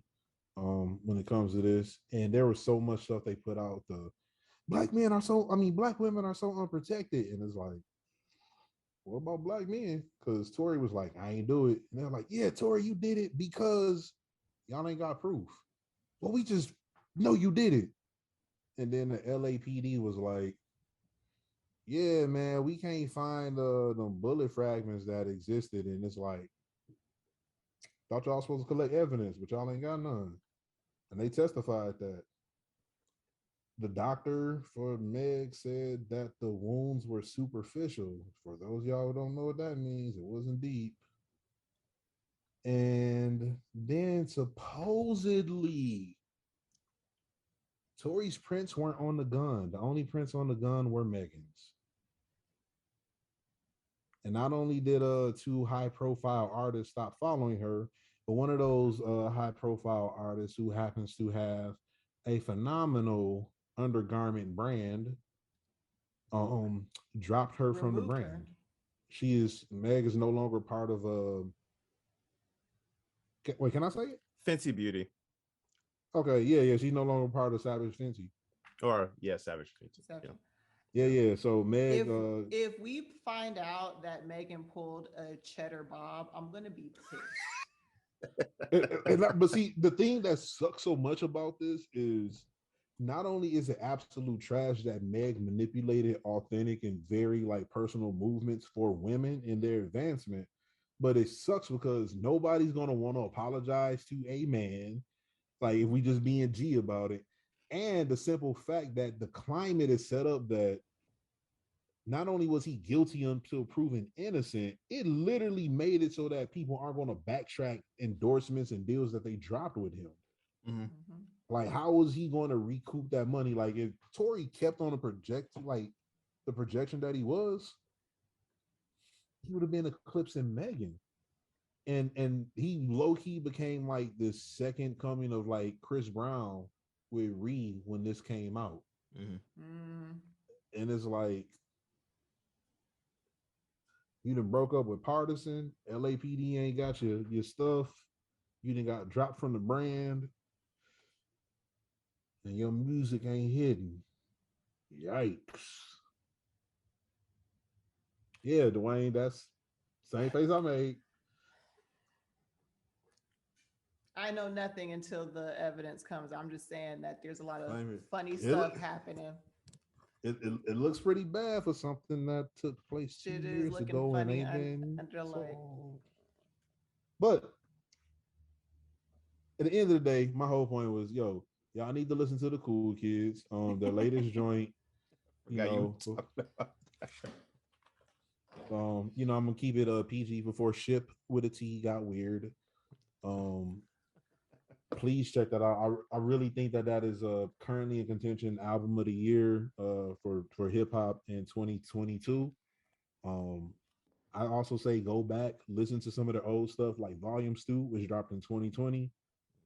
And apparently on the 16th, Mikey Rocks dropped an album in conjunction with the Cool Kids, a second one that I got to check out. But yeah, they got some dope 80s production that's reimagined, heavy on the boom bap.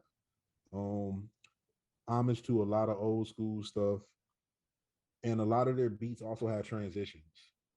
So what you listening to for the first 2 minutes is almost on some like Kendrick Lamar and Baby Keem type stuff. Yes. And you're like, and it's like a completely different beat. And they will just let the beat ride out. And it's just like so infectious and smooth and groovy. Like listen to Oil Bass. The last minute and a half of Oil Bass is literally no words. It's just the beat riding out. Like they want you to sample it. All right, that's it. Adds to notes. Yeah. Well, shoot. How about that, guys? What a heck of a discussion. This has been one hell of an episode. Yeah, it Hasn't has it? been. I wish they heard the Many beginning levels. though. There's One no day way we're they gonna could- hit record. There's no way they could hear the beginning. That was Hey, I was tipping the hand on a lot of things. I was saying, Um, hey, Dwayne, can you give me some applause, bro? I want to give some applause for my man Derrick for not dying on air. Right. I feel like the bruise kind of eased up, but that thing is sitting right here, bro. Your lungs is like, I'm fighting for my life. Just the right one. The left one was good. It was like the right one was like almost like contracting or something. It was- Boy. I don't know what the hell happened. I ain't felt that since I got electrocuted, bro. Oh no! Woo. Oh no! Ooh, I ain't felt that spasm in a second. But Well, yeah, you know, it's just sometimes it's just it's called for. So you He know, needs some milk. Derrick, you know. Up, here we go.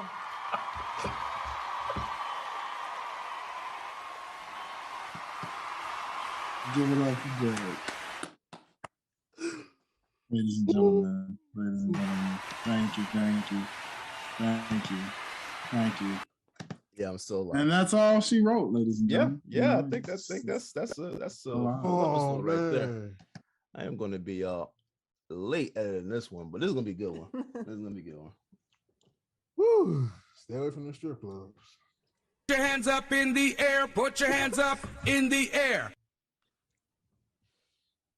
Oh boy. There it is. There it is. That couldn't have been more timely cued, like I don't think so either. if we wanted to. Yeah. There Yeah. it is, baby. Well, ladies and gentlemen, that is officially an episode. If you've stuck with us throughout this entire thing, you are a true trooper. Therefore, I salute you. Trooper. You know, trooper, you know, Adding all that those to the things. dictionary. All the facts. Ladies and gentlemen, thank y'all so much for following and tuning in and always rocking with us on this very platform. Well, for the most part, Chris, would you like to plug Everyday Genius and let them know why they should tune in? Yes, I am part of the OTS fam. I host a podcast called Everyday Genius, where I like to make high-level science concepts broken down and simple for everybody. I think everybody's a genius. We just all do it in our own rights. I have currently been on hiatus as I've been adjusting to this glorious move out in LA, where I am doing some super dope top-level science. I don't just talk it, I live it.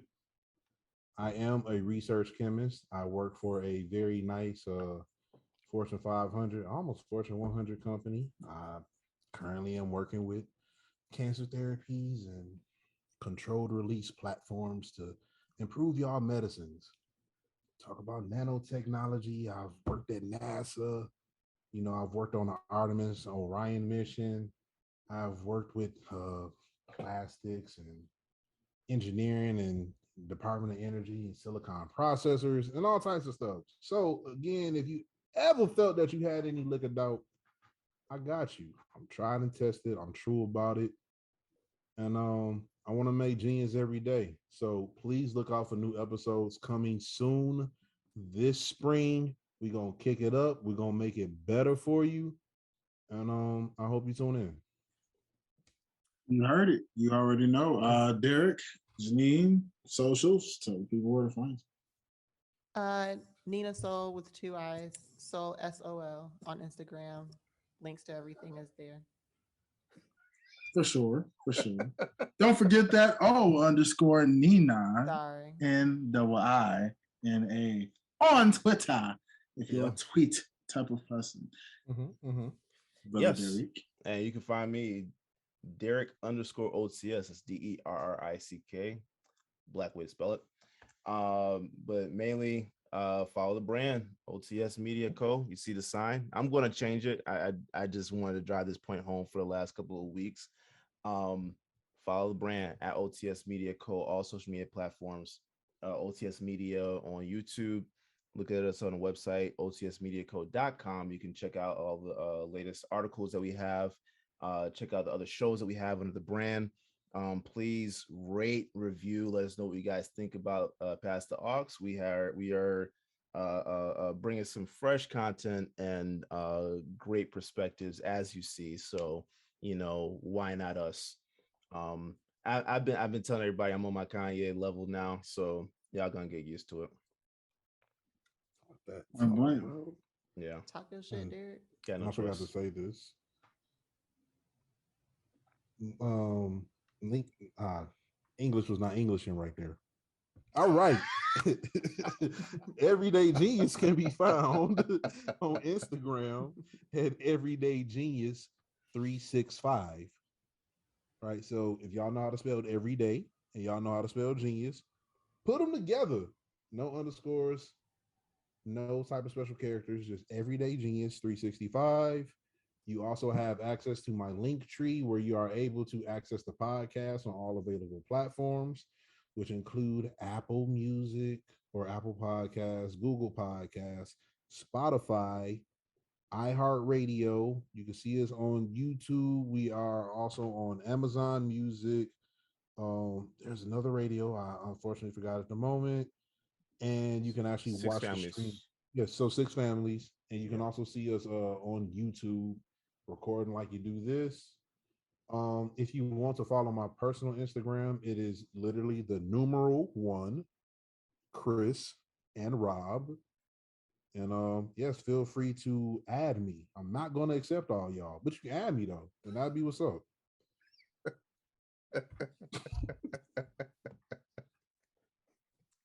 Like, period. Man, I can't wait to see us on the show high. That will be some funny stuff right there. I ain't gonna lie, bro. I'm scared for your lungs. Yes, me too.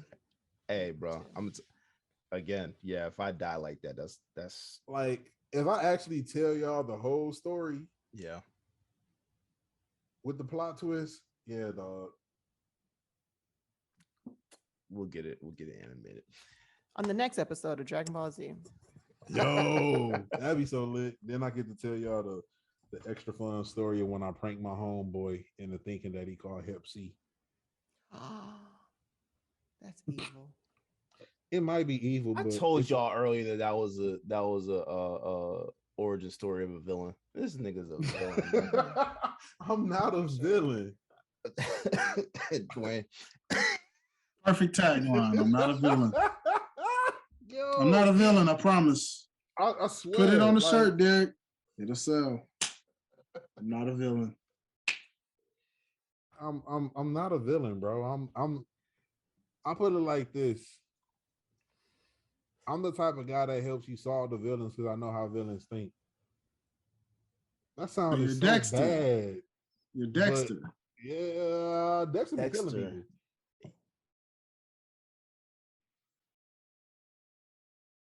I'm like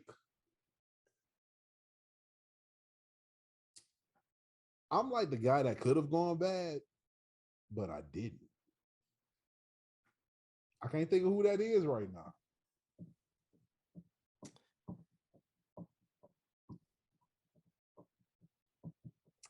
Hey, y'all, I'm a really nice guy.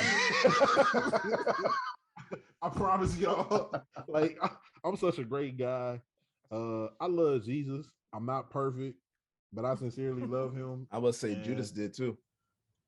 And I have not only a relationship with him, but I would never betray him. Peter Unlike said that. what Judas said. Golly, look, bro, I'm not perfect. You know what I'm saying? I'll be out here. I'm a human being like y'all that is so imperfect, and I'm far from a villain. I'd just be chilling. If you think I can harm you, I'm probably more like Krillin. That's just the worst that I'm dealing, and I hope that y'all feeling it. So when these guts, I start spilling it, and you really think I'm trilling stuff, that just really ain't it.